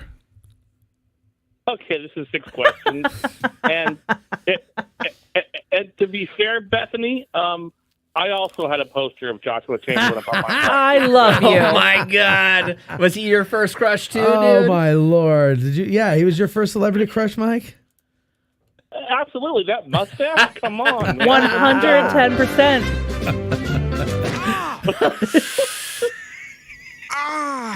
Oh my God! I can't believe that, Mikey. That and James Longstreet, right? You know, Yeah. the beard. What? You guys go with James the beard? Longstreet? You hold on a minute, Mike. Mike. Hold on a minute. Yeah, let's go. James Longstreet Who the one over guy with over a beard? Jackson. Let's go. Over Mike, Jackson. Mike, how old Ugh. are you? Yes. Ugh. I'm 36. Okay, so we're very similar. Wait, So, you're only a year older than me. You're 36. no, I'm 30. You don't have to say if you don't want to. 30-something. Wait, am I 37 or 38? I don't know. I am. Doesn't somewhere, matter. What are we? But no, he would have been of a similar age to have. What was he? 33 when he was when here. the Gettys. How old like was when Chamberlain when he was here? Backstreet Boys and Now, NSYNC were a thing. I can tell you war wise what I was stood clinging as to. erect as I am now. Give it to us. Give us the other one. Which other one? Does his wife know about that? He stood as erect as I am now. Does his wife know about this? Now listen, if we're that might be my favorite noise on the board. I think it is. That one, and then Cam talking about Avril. No. Avril. My favorite is emptying my kazoo. Yeah. That one's good. but Avril his men elegantly. the Were you there the that night- day, though? Yes, I was there. But Yeah. the night he aired that, good You God, left- dude, I couldn't get my shit together. Well, you were I in the was- other room doing this. I was losing. I think I was crying. Avril his I men think elegantly. I was crying, and in all fairness, bro. he sent me some of the tracks before I even came in. So like I had already heard some of them, and I was still crying. bro. Brah. bro. But if we're talking about like military guy crushes, Oh my gosh. No, we aren't. But go ahead. I think I was more on like the John Basilone, Audie Murphy train when I was You young, like the I wanted the The guys. World War II I wanted ones. the no, not That's even all. World. I wanted the guys doing it. You know, like Chamberlain's great, but he's doing it. He's but the colonel. He's the colonel. He's doing it. Yeah, but he's not a colonel really like doing today's it. Have you colonels. seen the mustache? I kind of give a damn about the mustache. I want to know body count, bro. I want to know body count and slayage on the battlefield. Yeah. He was also very smart, which I appreciate. And when you look at pictures, he has very nice hands. I look at men's hands, I have found.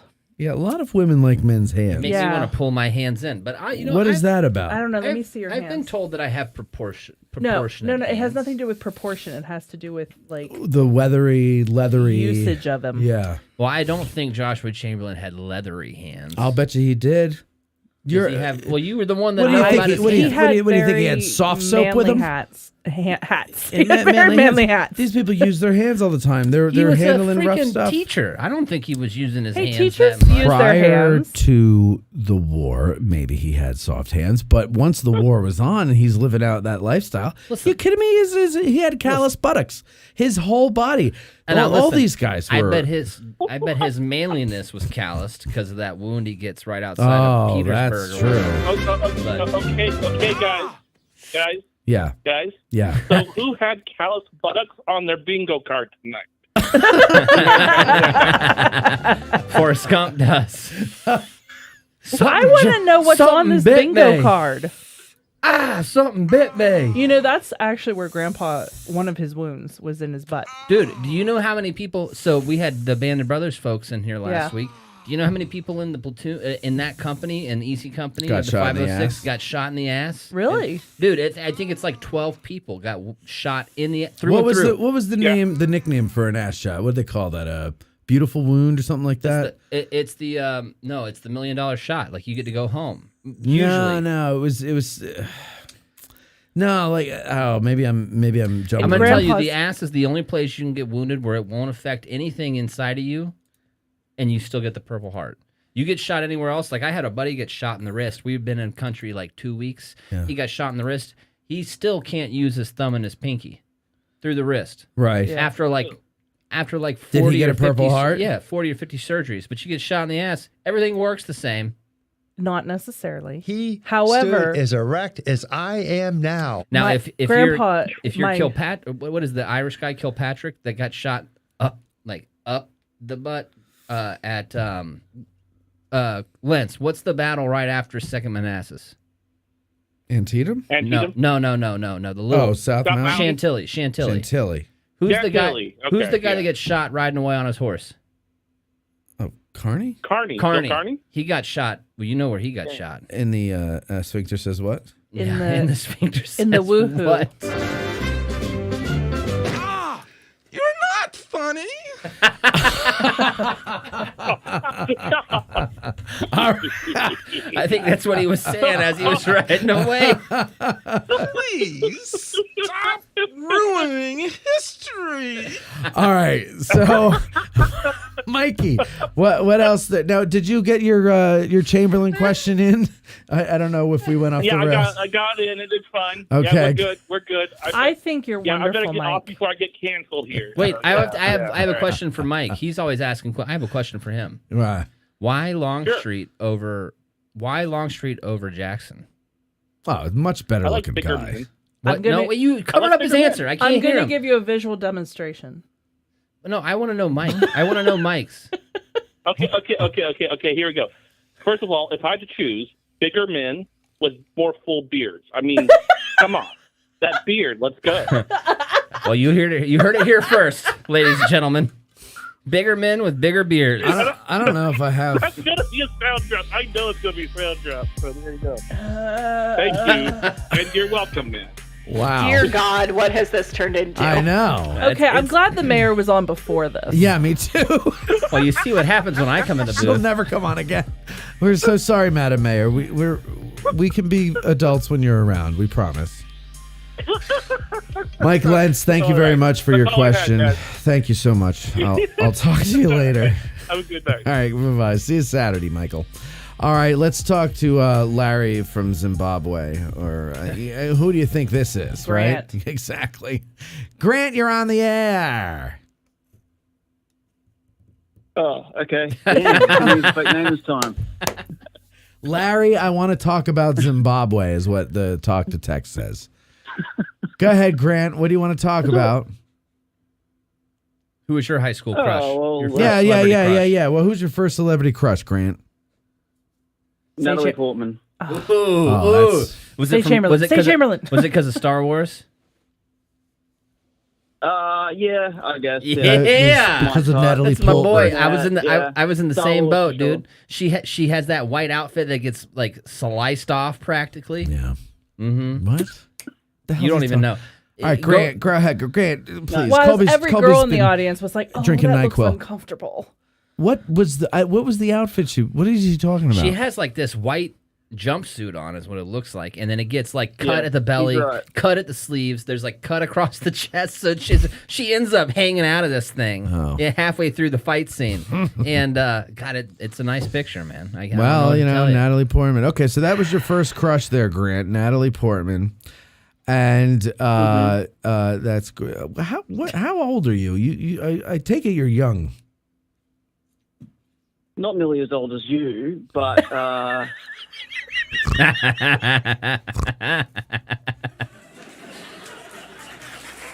Can I guess? Born in 82, so I'm 40. I'm 40. Go ahead. I What was born in 1982, so I'm 42. I'm 42 this year. Oh, so you're. What are you talking about? So Natalie Not Portman. nearly as old as you. You're 3 years older. No, you have the to have same a- age as me. You have to have It's the same age as Debbie back there. You have to have an earlier celebrity crush than that, because Natalie Yeah, Portman from Farrah Star Fawcett. Wars is like my age range. I'm 88. Yeah, first celebrity crush was Natalie. Were you like in a cave until 2000? How were you? You're what? 20 years old? She got picked for Star Wars when I was 15, so that's about right age. It's around there. Let's do the math here. When did Star Wars come out That with makes Natalie sense Portman? because I was in. She was cast in in fifth grade. 96 or 97, so 96 and is that when they started ruining Star Wars? Was 96 and 97? Yeah, because it's going to be. Oh my God! I'm she freaking wasn't old. responsible though. Oh my God! Oh my God. Becky, look At her butt. It is so big. I brought out the snaps for you, dude. Yeah, the first Star Wars that Natalie Portman is in came out in 1999. Wow! I feel like I should. I remember put my that year sweater because it was on Y2K, baby. Yeah. Children's Museum and what we're talking Oh about. my heavens. I'm gonna go like this. That Y2K was the first time I'd ever had beer in like I actually had consumed. Well, we're gonna enough die. beer, I mean, why you not? know? Right? I mean, I didn't really think it was gonna Wait, happen. what? I think I was 13, and I had like maybe 4 or 5 beers. I was That feeling explains a lot. Hey man, there's prerequisites to joining the Marine Corps. I'm sure the Grant, same do you thing like is Dungeons true. and Dragons? Bingo card. Grant. Mortar Grant, man. do you watch Dungeons or are you into Dungeons and Dragons? Go ahead, old fella. He was a Mordor man. 3rd Battalion, 3rd Marine Infantry Regiment, 3-3. I was in a weapons platoon. All right, now Bunch of Nancy boys. What was I asking him? I forgot what I was asking. I gotta tell him. I gotta tell Grant. Go ahead. While we're on the subject of the Marine Corps. Yeah. Oh my God. I did get to work with the Aussie Marines, and Yeah. I have to say, out of the British, the Canadians, all the the respectable allied militaries that we have around the world, Right. Aussies I respected the most. They were the most Well, like they're Americans. like the other Americans. They were the most like Americans, man. They were hard charging. Yeah. They liked to I'll put it to you this way: Americans like to fight more than, and I know I'm a little biased, but I'm trying not to be biased in this observation. Americans are more willing to fight at a quicker pace than most places. Definitely more so than Brits. Aussies are on the same train. It doesn't take much. Are they going off the rails on a crazy train? Maybe they great might. question. They might very well be, and I respect that about them. Grant, Yes, sir. what do you do for work? I want to get to know Grant. I do what you used to do. You do video work. You sell insurance.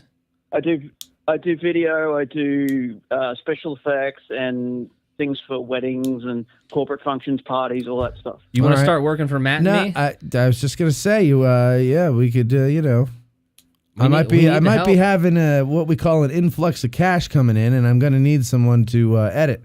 I don't have an influx of cash, but Well, I need I'm someone gonna to be there edit. soon, so What? I'm going to be there soon. So we'll see. You gonna be here? To that little town. Awesome. When are you coming? Brookville.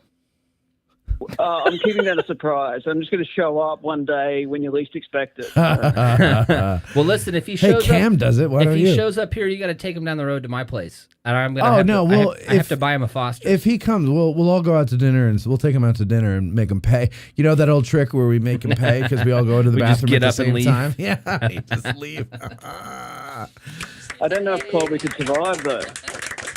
Listen, I can survive. He will survive as Yeah. long as he knows how to love. No, I don't need to know how to love. I just know that I'll survive. Mm-hmm. Taliban can't get me. Alcohol can't get me either. Heisenberg. Goddamn right. All right, I'm let's. so glad that you have. You gotta have the second part. That's the best part of that Because you whole knew thing. I was going to say Heisenberg. I felt like you No, knew I it didn't. the first time. I didn't. The other last No, week when I was in here. I was glad you did. I'm glad you caught it, and I was like, great, because I've got your goddamn right on the next button. Grant, what else can we do for you? We must move on to the news. What do you want to do when you come visit, Okay, bro? just one last. Or what did you want to talk about? We didn't even Zimbabwe. Why do you want to talk about Zimbabwe? It's just a random Exactly. name I always use. Exactly. To, Larry talking but about no, Zimbabwe. I just wanted to. The only thing, I just wanted to come on and talk shit as always, and That's why I love him, dude. Yeah, me and too. but I also just want to give one shout out if I can. Go ahead. shout away, Go dude. ahead with your bad self. Just shout out to all the people in the chat because we watch all these shows and they're very nice, like 6 questions and everyone else. They're very friendly and all that. So I just wanted to shout them out. makes the show fun. Well, that's very nice of you, not McNair. I'm The sorry. host certainly doesn't. So Can I point out that the chat is almost its own show? It is its own show. Like if you read the chat as the show's going on, a lot of the times it won't even be. It has nothing to do. You know with what we should do one day is like just randomly in the middle of the show, Just start reading the chat. Everybody takes With a different, voices. right? Yeah. Ooh, that would be good. What happened to karaoke? Oh, we'll get to it. No, I don't believe you. Oh no, we'll get to it. Are you going to do it? I was, yeah. Yeah, because that was You the know thing. who Because wasn't? Veronica wasn't going to she do wasn't it. really into it, and I was We like, should bring that you know bitch what? back just for karaoke. No, she won't do it. She won't She'll do do it. it. So that's why I was like, not you know a what? fan. Get her She was sauced not up. a fan. Get her sauced up. Well, that's a different story. When Have we her get it- sing my kazoo. Yeah, when you get her sauced up, that's a different story. Oh my gosh. What do I do? Oh my god. Kid Have you ran not into the seen that garage video door. before? I love that one. We can just get real nutty. That's when he chugged the milk, right? No, it was the sparkling water. But he projectile vomits. No, right? no, he chugged it, and he's like, he could feel the gas building up. He's like, oh my gosh, what do I do? And he turned around, and the garage door was behind him, but it was only half closed. And he goes, what do I do? And he boom, whacks it in the... Who is he? It's just some kid on a internet video This that is made back- the rounds. This is, what was that, like 4chan? Is that where you would see videos like that? No, it was like Chive. no, what's that? Who's that guy? He's got a show TikTok? on Comedy Central. What's that comedian's name on Comedy Central? Has a show where he does these clips. You know, he'll like show Bill Cosby? Who? Bill Cosby? No. No. No. It's his name's on the tip of my tongue. Daniel Tosh. Tosh Point out. Tosh You know, 2.0, it was yeah. probably a show like that. Dude, Yeah. he's come back. Close.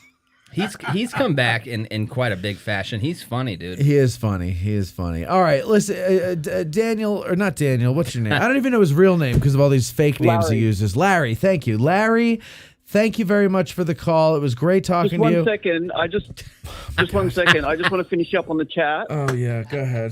Just to finish the chat thing. Yeah. Colby was right. It's always like different stuff than what's I'm actually always happening. right. But that's usually when Matt's droning on about something. But when the guest is on, we're all paying attention. It's true. That is true. I do know. Yeah, it's not even a joke. Like, that's the truth. Yeah. I mean, yeah. When you're given something brilliant, Do you listen to my you guys news? go off into moron land. But then when it's just somebody When's else, this brilliance gonna?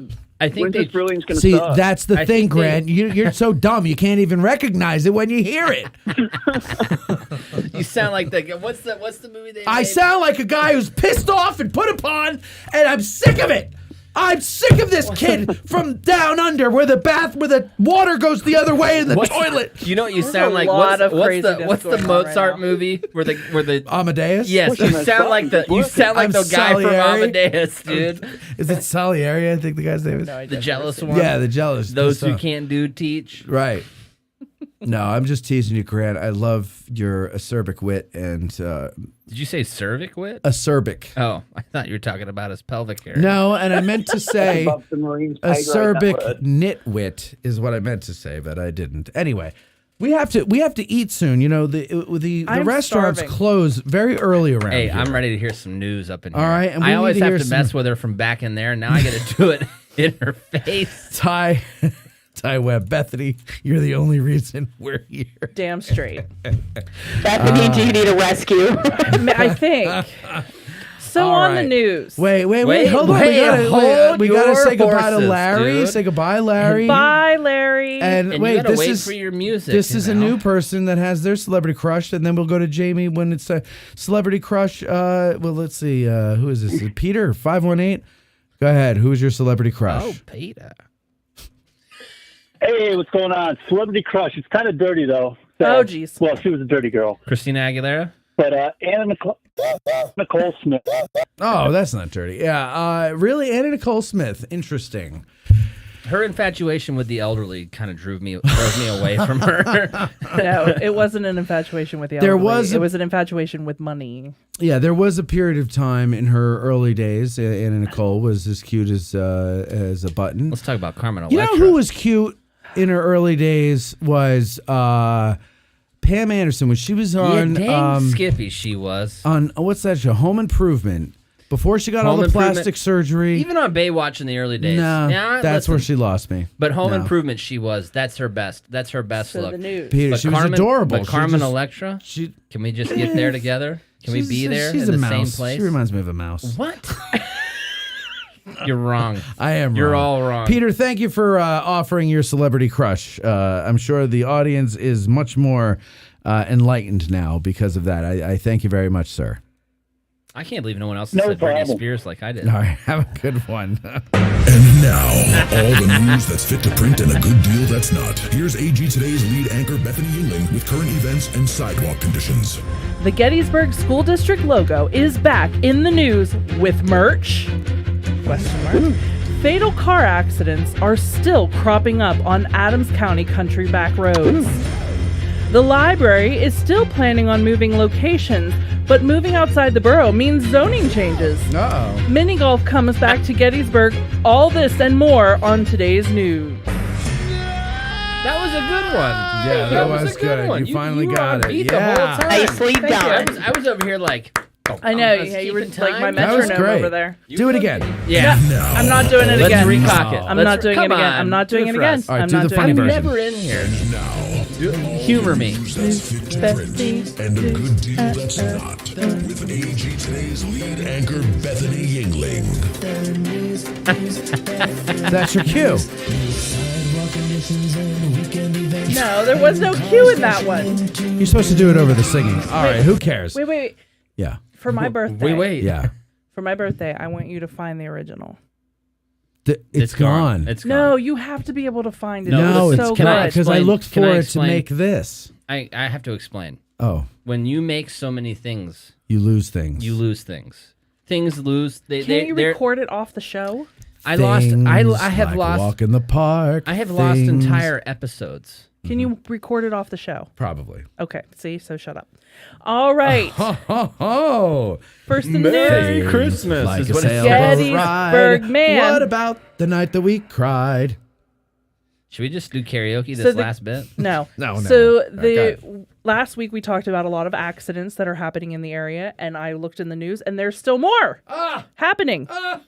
So this time it was a 72-year-old man died Tuesday after a single vehicle crash in Mount Joy Township. All right, that's not funny. A single vehicle crash. Wait a minute. So was he hit by the vehicle? No. He drifted across the road before hitting a mailbox and a tree. Hey, And that sounds familiar. When he was taken to the Gettysburg Hospital for serious injuries, where he was pronounced dead. Oh. But And the where road did that happen? In is Mount Joy? Barlow Two Taverns. Oh, yeah, that's Now, guys, I'm looking at you. Look at me into my eyeball. okay. These back roads Yeah. are actually very treacherous. Yeah. Stop driving like you like the road side of the road doesn't Stop exist. driving like Bo and Luke Duke. Yes. Because you're not. Because you're not. Except me, man. Except for Colby. Colby's Bo and Luke. Both combined. I passed a nasty accident on the way home last night as Oh, well. where was that? Where was I? I don't know. I was That's what I'm between asking you. Abbottstown and Cross Keys. Uh-huh. Yeah. Where's Abbottstown at? That way. It's the other circle if you're going to York. I was coming back from church, which I go to a church in York, and whoever it was ended up in a field, but they had hit a telephone pole, and it was not good. Bent over the road. It looked pretty nasty. Did you start hearing Leonard Skinner in the background? Ooh, that smell. Mr. Oak Tree, you're in my way. No, there's a line. Mr. Oak That's Tree. what that song is about. Yeah. I'm not making it's, fun. It's about, isn't it drug use? Cocaine? It's about drinking and driving. Drinking and driving, yeah. All right, so what else? I'm not making fun. I've been around a lot of deaths. I have that gallows humor. You Gallows just have humor. to work with it. Anyway. He fought for your right to laugh at his sick jokes. Or to think he's crazy. Both. Yeah. So, remember several weeks ago, we were talking near the election season, we were talking about the lady who copyrighted the Yes. What happened to her? Wait, let me get the right theme music here. Trademarked. Yep, go ahead. The Gettysburg School District's logo for the Warriors. Right. She's putting out merch. online. Oh my God! Yep. This woman has no poking shame. the bear. She has no shame. I saw this article too. What are the chances we get her on? Nah. I bet she'd do Listen, it. I bet she would do it. Listen, I got to tell you, Colby, I learned a few lessons. When you see someone acting insanely from afar, you stay afar. away. Like, you do not invite that into your world. So I saw pictures of shoes with the Warrior logo and things like that on the site, but it doesn't officially drop until March 1st. So can the school sue her for that? So the district this is their official response. The district is aware of Ms. Demp's merchandise using the district-owned logo. Yeah. The district is currently in communication with our legal counsel to determine appropriate steps. Beyond this, I cannot make further comment at this time. When they reached out to this is the kind of ballsy thing that kind of made me go, the only thing I can give to her is that she has kahunas. There's a fine line. Huevos is what they say in Spanish. When reaching out to Demps, she referred CBS 21 to the Department of State, who still have the official logo on their record trademarked to her business. So she basically just said, listen, I own the trademark, so what are you going to do? Like, there's nothing you can say. So I thought that was interesting. Hey, but my question is on this whole thing, to what end? Why of all things? Also, it's not like Gettysburg Warriors are selling a ton of merch. That's what I'm saying. Like, all the things that you can try to steal and make money off of, why would you choose this? Like, man, go to Gettysburg College, try to steal theirs. Like, Gettysburg School District, Gettysburg Area School. Like, who previously? Who cares? When this whole thing started, they didn't even care enough to get it trademarked. Yeah, well, they didn't. They never in a million years thought this would happen. Because no one would be so ridiculous. But her original premise was that she was going to use the money that she got from the school for using her trademark. Right. She would put back into like after school programs and stuff like right, that. Sure. What she doesn't understand is that money, you're now taking it away from the school. Right. It's already doing that. Yeah. I declare bankruptcy. Bankruptcy! Oh, boy. All right. Next, Adams County Farmers Market announces its 2024 opening day. Oh. We're going to have him on. Is set for Saturday, April 27th from 8 to 1 at the Gettysburg Rec Park. And there's a lot of the same vendors. A lot of people came back, which is great to hear, but they're also putting out a call for new vendors. So if there's anyone out there that is interested in being part of the Adams County Farmers Market, now's your time.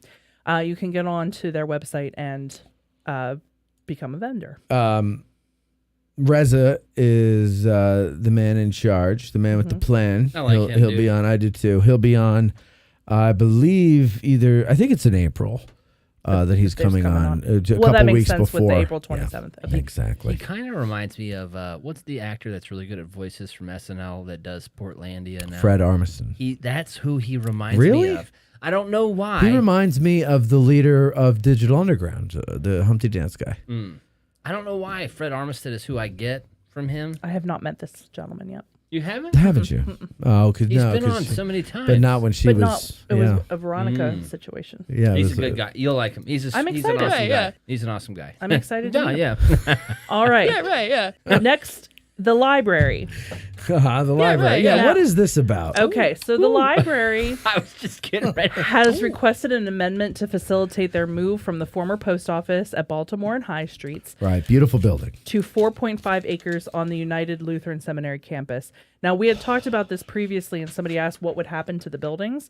The article does say that the 3 dormitory buildings on the site would be torn down. So then, wait, I'm missing this. Okay, so they want to move the library, which is on the corner of High and Balmer Street here. Okay, right and over what there. used to be the post office. It's the old post office. Way back. But it's little right now. No, it's this big old building with the Lincoln statue in front of it. It's right in the corner. It's that big old building with the columns and the stairs. That's the library. Why do you call it that? What? The library. I mean, I know it's I'm fun. sorry, the library. He thinks he's being funny. I think that. Did yes. you just move the microphone with your nose? That's gross. That's how you do it. But That's how I keep it. That's how everybody's right going to in get front of me. Sick now. Great. You Well, I literally have to said that pass you some had along. to. Okay, now we all. Where's You my? sniffed my drink earlier. Where's my rubbing alcohol? I love you, but what the hell? All right. Okay. So go ahead. So they want to they want to move it from there over to the seminary out by the Y. Between the Y and the seminary, but it would be on the seminary property. Correct. Oh, dude, I hope But they don't it is- build out there though. It is and not they would have zoned for that. But they would have to tear down the old dorms. So it is currently zoned. Let me find it here. I did underline it. Now I While can't find she's it. checking that. As a institutional 1 zone, meaning that it is because the institution is the seminary. And in that kind of zoning, you cannot have a standalone library. Oh, man. Well, how do why they come not? up with that ruling? Yeah, I mean, that's that the is- stupidest rule. Because I don't know why. It's just how it's zoned. But you can have a library if it's part of the institution. Hence why the seminary can have its library because it's part of the institution. The college can have their library because it's part of the institution. But it can't have in that zoning a standalone Does anybody library. else think zoning is just a big freaking joke? I think dude? zoning is like a bigger version of an HOA. Yeah, it's just there to piss you off. It is there to piss you off. It's a bunch of people who, look. It's a bunch. You know what it is? It's a bunch of Nancys. It's just a bunch of the Karens. Nancy. It's a bunch of Karens. down the However- street that just wants to be in your business. Yeah. But doesn't need to be there. However, I mean, there does. this is how you work around. This is how you use it. So, for example, a lot of people in town are upset about the library moving because it won't be within walking distance from downtown. That would be the library. It's the library. Yeah. So they're upset about that. Yes. And I understand that. Well, I in totally fact, get that. you want to hear this? That's still walking distance. Who's saying that's not walking distance? Because that's like 4 blocks. Yeah, No, but you're in an area with the sidewalks are not, you know, Right. like you have, it's not the safest place coming up over that hill. No, and then so we'd have to do is take Springs Avenue, and then all the people on Springs Avenue It are going to sounds complain like about all the everybody- vagrants Yeah. walking up. It sounds like to go everybody's poop at trying the to library. be lazy because they don't want to walk uphill. So yes. That's but what it's it not sounds just like. it's not just lazy though. It's a lot of people they're not able to walk uphill. Like in town is easier. You remember that Australian guy? Also, that was it's like a mile. You remember the from the Australian guy that square. was on YouTube for a while that was like hard in the F up? You remember this guy? He was like some Australian gangster. No. I forget his name. I bet you someone in the comments will know who I'm talking about. But It is 3/4 of a mile west of the current library building. 3/4 of a mile west of the current library. which is a joke. That's a joke. If you can't walk, not if you're 70 years old and your legs don't work. It's not a joke. well, I mean, And there's no how you sidewalk. okay, if you're 70 years old and your legs don't work, how you get into the library right now, anyways? Huh? You heard my question. Okay. So, of course, everybody would love for the library to stay similar to a location of where it is, but it can't. There's nowhere in town for that kind of an. Why do they have to move to begin with? The building is kind of falling down around them. Oh, well, that's a good reason. Is it really? Yeah, it's pretty. I mean, they were closed for 2 It's made weeks of over the stone. summer. It was closed for 2 weeks over the summer because, like, the toilets were spewing sewage out of them. I think. I got a question. When we're talking Oh, about, that's nothing. when we're talking about buildings, you know the Armory building, the old like Yeah, World War II looking yeah. Armory building up here on Seminary, well, Confederate Avenue. Yes. What do we got to do to get that building? You got to talk to the Gettysburg Foundation. We own it. They own it. What do you think they would let us do a podcast out of it? They would never let us do anything out Why of there. not, dude? Well, it's history. Really. First of Isn't all, that where they have the cannon shop? It's Yes. It's in front of the cannon shop. Yeah, No. there's The nothing, cannon shop is in the building behind it. There's nothing in that armory as far as I know, right? No, We it's use it for storage. yeah. That's okay. Use my house. I have a basement that's as big as that armory. You can use my house for storage for free. Just let us use Yeah. that. Well, how much do you think the foundation? They're not going to let us use it for free. How All right, much do you think they're going to charge us for that? That's a sweet $10,000 a It's month. It's a No. really cool building. No, there's nothing in Gettysburg that's $10,000. That a month. building is. No, it's not. They're the gonna- visitor they're gonna center's not charge. even $10,000 a month. What? Their electric bill is $10,000 a month. Okay, maybe the visitor center, but nothing else in Gettysburg is that much money. I would know. love I to. couldn't would, tell you about No, the I would love to facility have that portion of space that. because I would make it a video You studio. want to know what? One day, It Matt, is really cool on the one inside. day we're gonna take that building. No, you know what, Colby? One day we're going to buy a farm and build our own buildings. One day. We're We'll manifesting. take over the world. Let's manifest this right Okay. now. Wait, we're manifesting things that we'll all benefit from. How are we doing it? Okay. Listen to me. ESP, baby. We need silence so we can manifest our destiny. try to take over the world. I will own 40 acres. That's it. 40 acres. That's a chunk, Holmes. You know what we need to get? Wait, I'm manifesting! This is part of our manifestation. I'm just trying to clarify. But your energy's too high for manifestation. You have to be calm and get in with the tone. I want that high, I want that, No, see, that's never happening. crazy manifestation, because that's what works. That's why Stonewall Jackson was so successful. He's dead. Yeah, but Debbie. everybody from that time is dead. Do I feel like I'm suddenly on an episode of Pinky and the Brain? Yeah, because I've said take over the world a few times. What we try to do every day, Pinky, take over the world. 40 acres. And the Don't say money to build... I wasn't going to say that. Do you know what I thought you were I gonna know say? what you thought I was going to say, because I almost said it too. And the money to refit one of the barns into a high-tech, state-of-the-art video and podcasting studio. Amen. Well, hold on, and let's caveat. Let's caveat. Mena. That's filming 24/7, where it sees the shenanigans that we just do in passing, and then we can make a show out of shenanigans. And let there be light, talented people who move to the area who can then be other shows on our network, and we will enable us to have a 24/7 podcast network live on Matt wants the that. World Wide Web. Matt, Boy, you are reaching. Listen. I want to tell you. I'm trying to help with that's what she said, but I gotta tell you. Yeah, you're wanna doing know, a good job. You want to know what Go ahead, Matt's Colby. ultimate dream is? Manifestation over. Matt is slightly stuck in the past, and it's because he wants a modern day radio station. Yeah. But in a podcast format. But I want to. Right, Yeah, I want you want that- to. I want to take you want a it concept live. from the old days. You want it live and modernize 24 it. hours a day. Yes. But over podcast networks. Correct. And But here, the thing is, you don't actually have to do a live show. no, that's the thing is Yeah. you don't have to do it Right. live with a podcast. Right. Whereas radio, you do. Yes. Well, no, they record radio I mean, shows too. but most radio shows are done But live. it's just stuff is put out on a schedule. Schedule. And I thing might not actually have any legs, but who knows? The thing I about do. live that's nice though, There's no editing. Exactly. That's why I like doing live shows. there's no editing. All right, Bethany. all right. Our ahead. next zoning situation is for I the. like Wait. I'm sorry. The library. Oh. This was left in the mailbox, and I noticed it today. Dated February 11th, 2024. Matt, help save the historic 1913 Gettysburg Library. Come to the Municipal Council meeting Monday, February 12th, 7 p.m. Help urge the rejection of the requested zoning variance. Spread the word. Bring friends. Hope to see you there. Steven, this is my old neighbor. Oh, is that who that is? Yes, and I bumped Okay. into him on the square talking to Richie Condon the other day, and he started going off on the library, and I couldn't care less.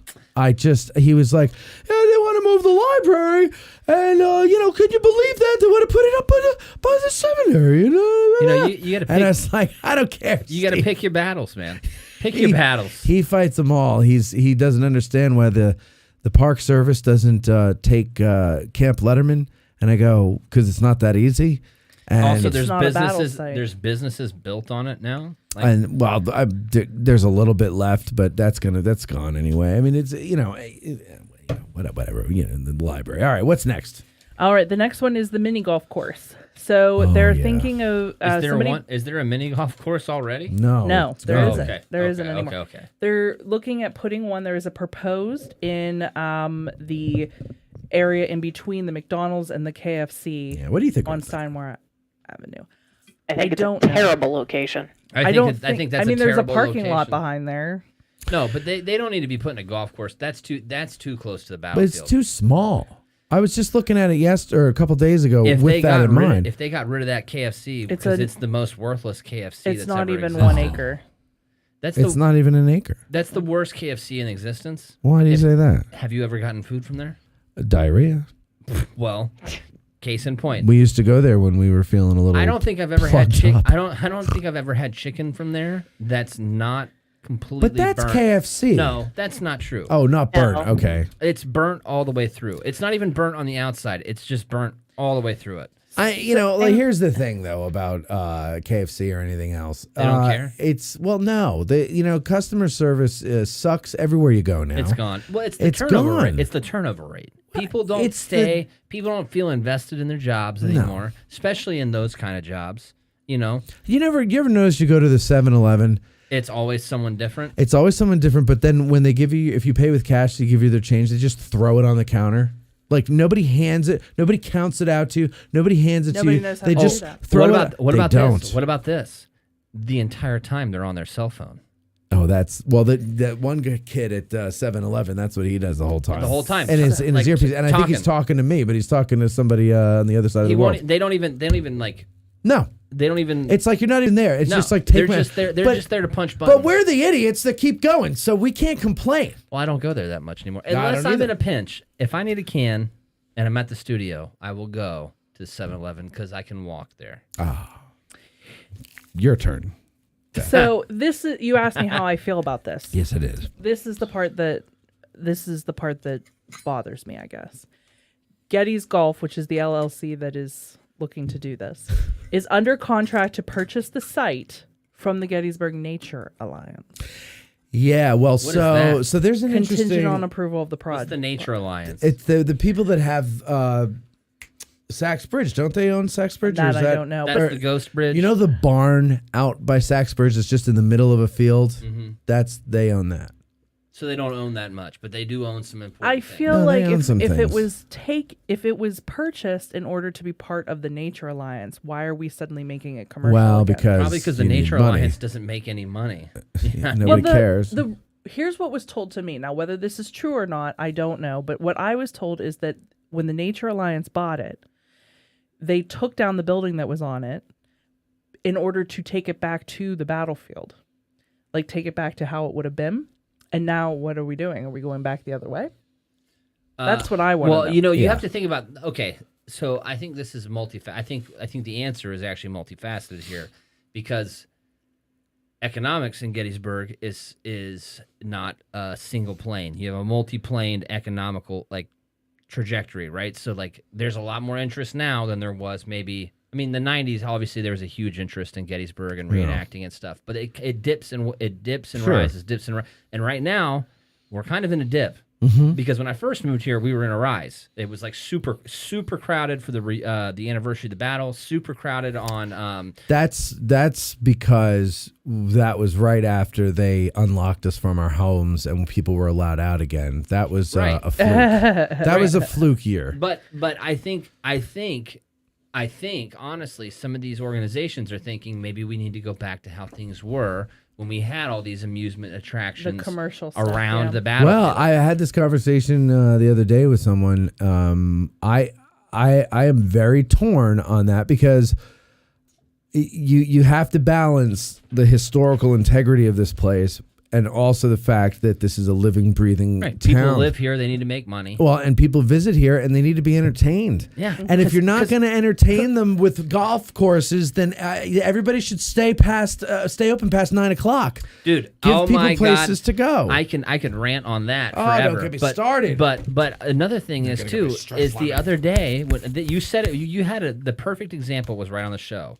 I don't know if it was you or someone else was saying that going to take pictures with the statue of Abraham Lincoln is the most exciting is one of thing the to do. top 3 things to Who do. did, I'm not sure. If that is a top 3 thing in your town, you need more things to do in your town. Absolutely. Right? But not everybody, how do you? Not everybody that comes here is going to be super infatuated with the battlefield. You have to have things. But Colby, how do you encourage? You can't force businesses to stay open.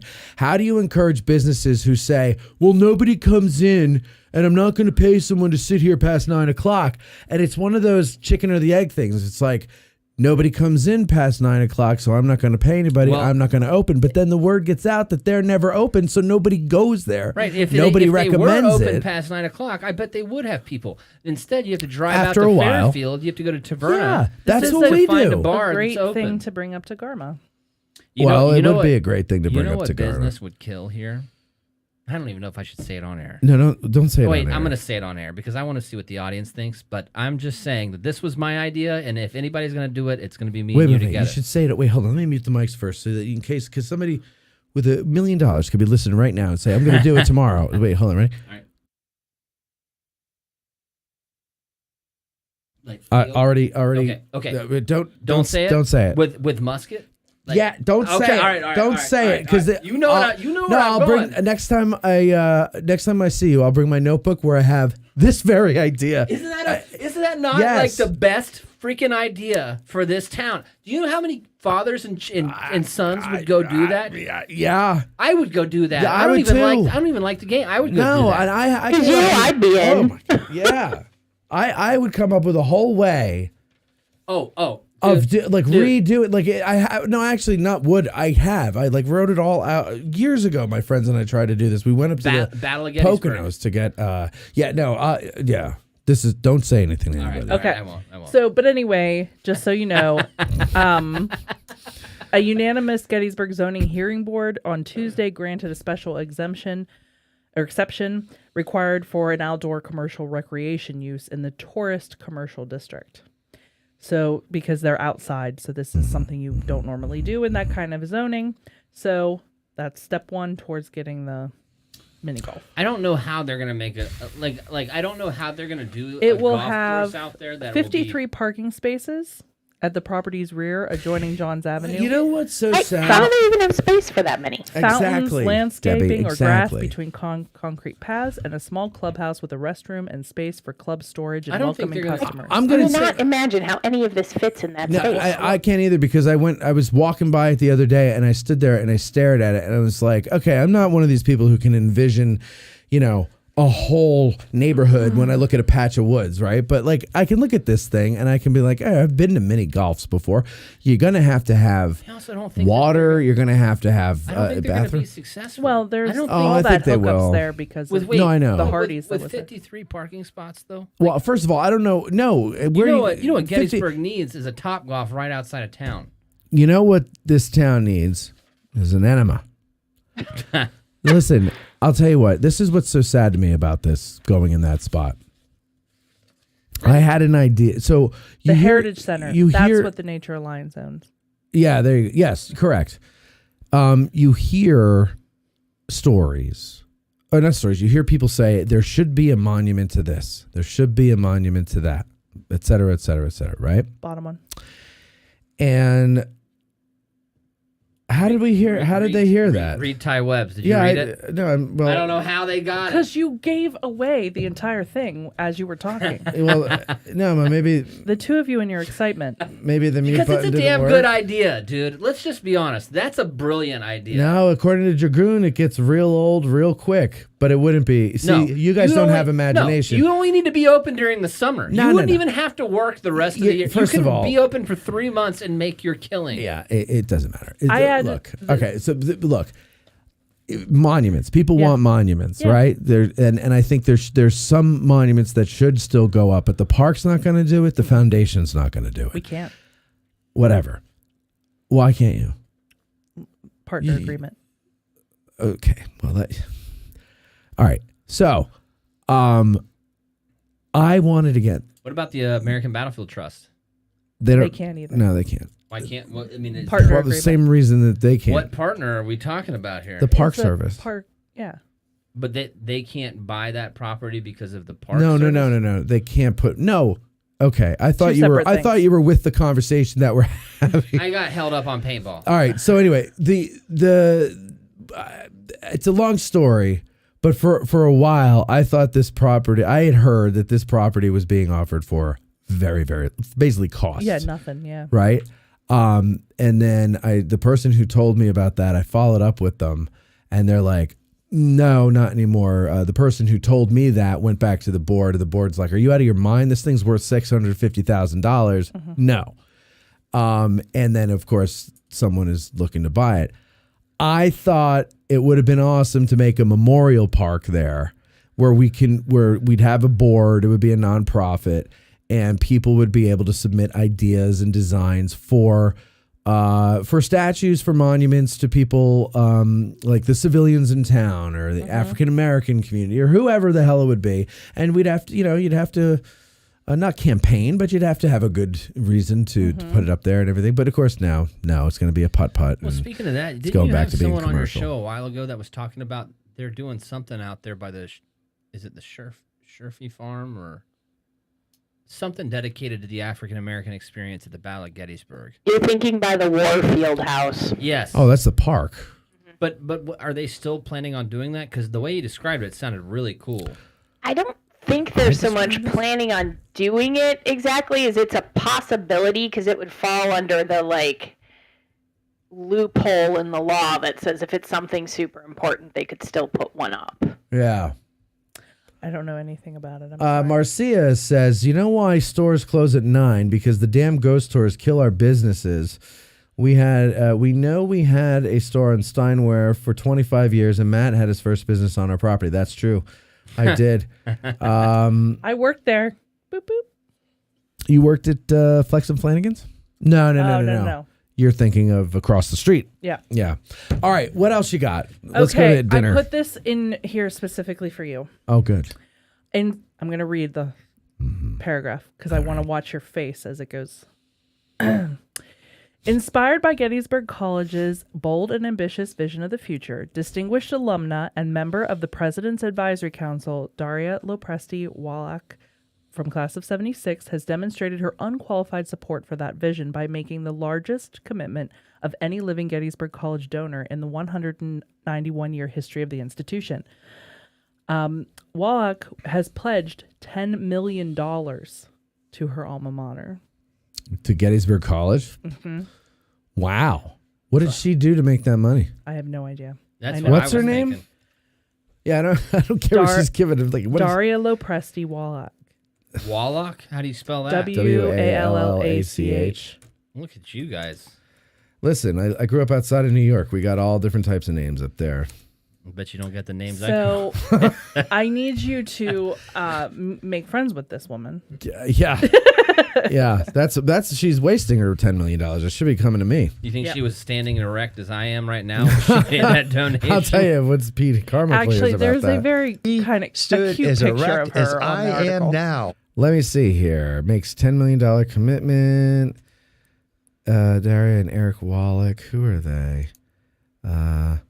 Wallach sounds so familiar, but they're Eli Wallach is who I'm thinking of. Are they like the Koch family? Yeah, I have no idea Mrs. who Wallach they are. I works didn't in look that far. Jersey City as the managing partner of Lord Abbott, the investment management firm. She's on the board. Don't you feel like a loser because you never really could figure out how these investment firms work? And you see these people, they're not famous people, they're just people that know how to use do money. shit. They know how to make use all the money money. work for them instead of us work for the money. Oh, I feel like such a worthless idiot. That was not the point of That me is the telling point of you story. telling me, because I got to beg Mrs. Wallach for $1.5 million just so I could build my little empire, while the college gets 10 to churn out people who probably won't amount to anything. With liberal arts degrees. Yeah. With basket weaving. No, the Gettysburg College is a good school. I've heard it's very business focused. Like it's a business. Yeah, school. I mean, because, I used to live by the college, and so there'd be like college kids walking around all the time. And there was a few that lived on my block, and I got to talking to some of them, and they were actually like pretty bright. Yeah. It was the ones at 3 a.m. that were screaming and vomiting in the middle of the sidewalk. I would always hear about those ones. Yeah, those are the ones that I hated. But the other ones were pretty bright. Okay. All right, let's get this over with. Events. This weekend is the last, I think. Maybe not. Nope, not the last. No. Of the Children's Story Club for the National Park Service, their reading adventures. This week's book is Lincoln Clears a Path, Abraham Lincoln's Agricultural Legacy by Peggy Thomas. There's also, and that is at 11 o'clock at the National Park Museum and Visitor Center in one of the theaters. Also this weekend is only one, unless I don't think they rescheduled the 18th. Did you hear about that? Yes. They did? The 18th is Matt. Matt Atkinson is Matt, the 18th. Because his got canceled because that was the first big snowfall. Gotcha. So on Saturday, February 17th at 1:30, Abraham Lincoln in the Archives, New Sources, New Questions by Michelle Kroll from the Library of Congress. Yep. And then on Sunday is Matthew Atkinson. Matthew James Atkinson. And he is talking about what, Debbie? Sickles. Sickles and the Monument Commission. Okay. So go out and check those out. Although the park didn't update their website. That's weird. I hate to beat a dead horse, man, but that dude is so good at what he does. Who? Sickles? No. Not Sickles. Matt Atkinson, I've gotten to see one of his lectures. Are you coming this Sunday? Person. Well, I am coming to trivia. I don't know about Sunday. Oh, he's not going to be at trivia. I know, but I don't know if I'm going to make it to I might. It just, honestly, it depends. I don't know if Taylor's working or not. And really, the weekend is about the only time I get with her, so I gotta pick and choose. Got to pretend to want to be there. I get it. And then last on my list, there is an evening with the painting. Fantastic. On the 17th from when are we 4 do to that 6. Again? When Sue Boardman will do it. Dude, she was so good. Sue Boardman was so freaking good. Did you know Sue's moving out of town? What? Yeah. What do you mean, like out of town? She's selling her photograph collection. Yeah, I knew that. And she's moving back to Danville. Kentucky? No. Up where she was from. Virginia? No. Up where she was from. Up near Wilkesboro. Oh, God. And why? She just wanted to move back home and be close to family and things like that. Oh, but that's a terrible place to live. I'm very sad that I won't. I mean, she still has her guide license and she'll still be coming back. Have you got to see her do the a night with a painting? I used to help her with them. She works at the foundation. She's so freaking good at that, man. If anybody was to ever give Matt Atkinson a run for his money, it would be Sue Boardman. She is amazing. There are a lot of Sue doesn't see presenters herself who are... that way. Dude, that's what's so funny about it. Well, Matt doesn't see himself that way either. Yes, he does. No, he doesn't. I talk to him all the time, and he's like, "Well, I don't really see myself." Yes, that he way. does. I got to agree with Matt on this one. I've had plenty of conversations. He says, Atkinson. He's like, all these people come up to me and they say they want this thing. He said to me the other day, he goes, I was invited to come speak at a thing. He goes, I don't know what to charge them, and I said a lot. And he's like, "You're the most popular guy." He's like, "What do you mean?" And I go, first of all, I think it was like Georgia or Alabama or something that wanted him to come down. I go, first of all, you got to get there, right? So you got to get there. Pay for travel. Secondly, why are they inviting you? A round table from Alabama. Why don't they invite some ranger from one of their local parks? Because it's you, and you have the most views on YouTube, and people know who you are. Dare I say, you might be the first celebrity ranger. Oh, he for sure is. Since Ranger Joe. Ranger Rick. Ranger Rick, thank you. So I said, you're going to charge a lot of money for that. And I go, I wouldn't do it for less than $3,000. And he's like, well, they ain't going to be able to pay that. And I go, then they don't get you. Like, it's that easy. You're not some run-of-the-mill person here. Like, you're a name. But he doesn't think that way. He really doesn't. John Stewart just said that's a dead-on Matt Atkinson impression. You need to hear Matt do it when he's like not sure about something. The little pauses and hesitations, Matt has it. You have it 100%. Like, give me an example. What do you mean? I'll do it. Like if Matt is like trying to think about something, like I'm not, like the way you hesitate is exactly Matt Atkinson. It's so crazy. Now, I'm not sure. Yeah. Why, that thing. That right there. Now, I'm not sure why Cameron shows up 3 hours before the lecture, okay? And that okay? That was it right there. And he's got a stack of books, 5 deep, and he sits over in the corner acting like we don't see him. I always like when he talks about his uncle that owns the Minute Market down the road from his house. You guys ever hear him talk about that? No. Yeah, my uncle. No, most of the time when he talks, I don't listen. Well, no, he always has like something about. He talks about the time he got arrested in Ohio. No, he's never talked to me about that. Like when he talks about like a family member, but he comes into the conversation.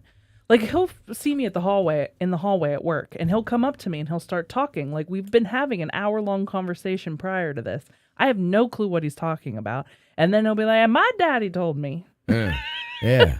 that you should do blah, blah, blah. And I'm like, My daddy always used to say, you don't put salt on a snail unless you're willing to eat it. Exactly. Something like that. And that's why it's so funny that you do exactly what he does. It's a yeah. And he's got a deep voice. Like he except when he laughs. His laugh is not deep. No, but he he'll do like a nasally southern voice, but he's actually got like that's the put on, like his voice is really down here. Yeah, it's really. And then every once in a while he'll bring it up here because that's what you're supposed to do. Yeah. But yeah. Yeah. All right. Well, I'm starving now. I'll just talk about Matt is Atkinson. Jamie on I'm there? thinking of I was just gonna go to Jamie for our update on sidewalk conditions. God bless Jamie. She has been sitting here for days. Weeks, for months, days and years. on hold, waiting. I'm sorry, Jamie. I know, I am too. I'm just Tell waiting them for about what you did today, Jamie. I spent the entire day, a couple of minutes in the Spangler house attic, and then I was told never to go up there again. Really? Who told you to never go up there again? Nah, that's just Paul, because he said if I get locked up there, he's not coming to actually let me out. Paul's so mean. So what's it like up there, Jamie? It's actually quite clean. So, I don't know. I figured since I joined the safety committee with the Gettysburg Foundation because I figured I could go into every place that I wanted to get into, and I would have like a carte blanche to do that. And I assigned it to her. Yeah, there's that too. And so I was like, ooh, every place I've gone to, I've been like, can I see your basement? And, I've seen the basement of the Spangler house, but I've never actually seen the attic until today. Now, what's Jamie? That's not a creepy question at What's all. Can I what's see your basement? excuse then for seeing the building next door? They're not on our safety list. Well, What does that mean? I don't know. that was my own personal study. She literally talked the people at the brick house in to let her into the basement one day.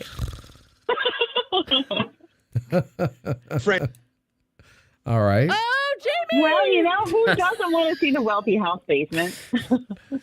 No, I mean, like these old basements and attic in these houses are really cool. Yeah. I like them. I would go. Yeah. Oh, Jamie! Oh, Jamie! Oh my God. What are the sidewalk conditions, Jamie? Yes, Jamie. What are the sidewalk conditions? Well, since the lovely Rough House Rowdies, as our Prince Rock likes to call us, decided to, we went out to lunch the other day, and we ended up actually going down the road, and lo and behold, can we cross the crosswalk? No. We got to cross the freaking Himalayas because they plowed the crosswalk in when they actually plowed the snow over at the gas station, a.k.a. the Battlefield Hotel, a.k.a. the Wagon Wheel Hotel. Right. It's not there anymore, but whatever. We couldn't even freaking get to the road, the sidewalk. It was gone. So Every once in that a was while, my you gripe for the gotta week. test your ambidextrous dexterity. Yeah, it whatever you keeps wanna you, call it keeps you on balance, and How well can you navigate an obstacle? As we were walking back from dinner, we were like, or lunch, we were like, this should go on sidewalk conditions. This is appalling. But for the birria tacos at Blessings, it was worth the mountain pass to get there. So, it's a dream. Which tacos Thank at you. Blessing? The beer. What are they called? Beer James? tacos. Birria. Beer tacos. Birria. What is a not beer birria taco? tacos. Is that beef tongue? I think it's beef tongue. No. that's But those lingua. are freaking delicious too. Yeah, it is good. Yes. What's birria? No, the birria is like you take tacos and make them into like French dip. They come with like a little they're like fried. beef They're like on fried. the side. And you, Are they fried tacos? you too? just like dip. No, not even. It's just like beef tacos, but like you dip it into like this beef stew as you're eating it. I think if you freaking give- amazing. Oh yeah, like it's like a French dip. Which is what she But just I said. think Oh, I did think she? if you get those down at what's the taco place down down Monarca. Yeah, I think if you Yes, get them there, they they're do, fried. yes. They're deep fried. But they give you the au jus. Yeah. Yeah. Ooh, I'll have to try them next Well, time. that is maybe when I'm down at the square. now, Jamie. Are you going to Taco Tuesday trivia night on Saturday on a Sunday this Saturday?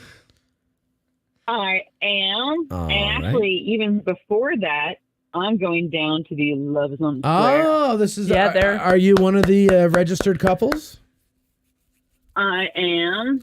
And in case you've ever wondered, the Umstadt love story is actually just Google Fairy Tales New York by the Pogues. And there you go. Well, let me tell you something in honor of you going down there, then renewing your vows. I'll give you a little something of this. You'll never find... Wait, hold on. Shit, I'm always on the wrong one. Here we go. You'll never find dun, dun, dun, dun, dun, love on the square like mine. It's on the square, and I've got no hair. I thought you were going to give us a little fly me to the moon, man. Woo. The mayor's gonna say... Well, I was happy. I thought you were going to rhyme it with in my underwear, but that's better. That's verse 2. All right. Well, anything else that you want to add, Jamie? No, other than, yes, I'll see you on the square and on Taco Trivia Night. Very good. We're going to kick butt.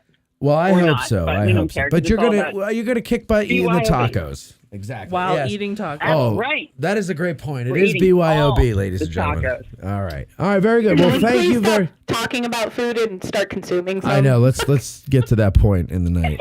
Hey, Go eat, the people. park just announced there's a winter storm watch until 7 a.m. on Saturday. No. Yeah. Yes, we're supposedly getting anywhere from 3 to 6 inches overnight. Oh, that'll be fun. You'll never find I will still be in the square. snow on the square like mine. We got to get Mark out there, Jamie. It's getting snowy Yes, we do. Snowy. on the square. If you bring Helena, I'll bring Ezra. I'm Yeah. bringing Helena. Okay, cool. All right, Jamie. Thank you very much. We're gonna get going here. We're starting to really go off the rails. We're that low blood sugar is really getting to me. Is that what it is? Can I make a plug? Probably. Well, hold on. Is that the whole reason why you No, wanted to be in but here? it was a big day. I've already told Matt about it. Hold There's on. Wait a specific second. thing. Hold on now. Hold on Thank now, you, everybody. Jamie. Thank you. I already hung up on. I'm sorry, Oh. Jamie. Thank you very much, Jamie. Okay, listen, folks. Don't forget March 16th, our last in-person show for quite a while. Also, you might have seen an ad for Billy Webster's show in July. I called him today and I said, Billy, we got to rework this. We're going to do that a year from July. Yeah. Well, because there's been some developments, and if these things go through, I will not have the time for all of this stuff. So, wow. Yes, and I'll tell you what they are Over when I dinner? know more. Well, I'll tell you over dinner. I'm saying, I'm talking to the audience. I'll tell the audience. He knows. You're a jerk. Yeah, well, that's Hey, man, true. You He's know, a jerk. I can embrace that. But I will. But you'll know. I will let you know. The audience will know once I know something positive, and whatnot. And anyway, so yeah, so last chance to come to one of our little in-person events, March 16th, Adams County Historical Society. Tim Smith, Gary Edelman, spotlight on. Will be a lot of fun with them, and then yeah, that's it. We'll probably do them a year, maybe two later. Billy's will probably be the first show we do. Although I am thinking of hosting some panels, like history panels, where it's a little bit more history and a little less fun. So Jamie that- just texted me. She said, "Love you, butthead." Hung up. Oh, that's so sorry. Jamie, I love Does that you make so me much. Beavis? Yeah, yes, you are Beavis. So speaking of Beavis, what did you want to promote there? Oh, dude, this is a big day for us. And not necessarily plug. It was just more share the good news. We just hit the milestone with the watch hours and the amount of subscribers on YouTube to become a YouTube partner. Yes, very good. So congratulations, go Colby. all the audience go contribute to our continued rise in the YouTube ranks there. And Now- subscribe. Now, if I walk into that kitchen and I see a cantaloupe on that table, I will lose my mind. What's this? I was so hoping you would see that. That's Matt Atkinson too. All right, ladies and gentlemen, thank you very much for listening. We will talk to you next time. See you guys on Saturday if you're coming out. If you're going to Love on the Square, God love you. And have a great time. Congratulations for being married so long. See you next time. Today's opening theme is written and performed by Colin Southfield and the Mushroom Country Band. Bumper music is arranged and performed by Billy Webster and sometimes Kevin MacLeod. AG Today is produced by Matt Cowlery, Bethany Gingling, Debbie Jones, and Cindy Compton. Engineered by Colby Sumner and maybe sometimes someone else. Guest accommodations are provided by the guests themselves. We'll need a couple thousand patrons to be able to put people up in hotels. Speaking of patrons, maybe you'd like to become one. You'll find plenty of perks over there, not to mention hundreds of episodes that will help you further your Gettysburg and Civil War education. So go to patreon.com/Addressing Gettysburg. I'm Huevos Grande, the voice of Addressing Gettysburg. Thanks for listening.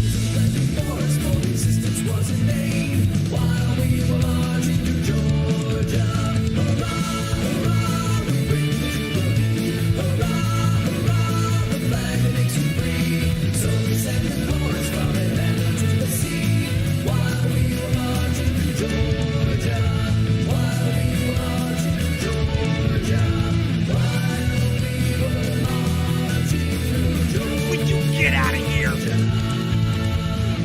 What seems to be the officer problem? I'm gonna be homeschooled and leave all the pain and suffering of public school behind me. Screw yeah! I'm gonna be homeschooled.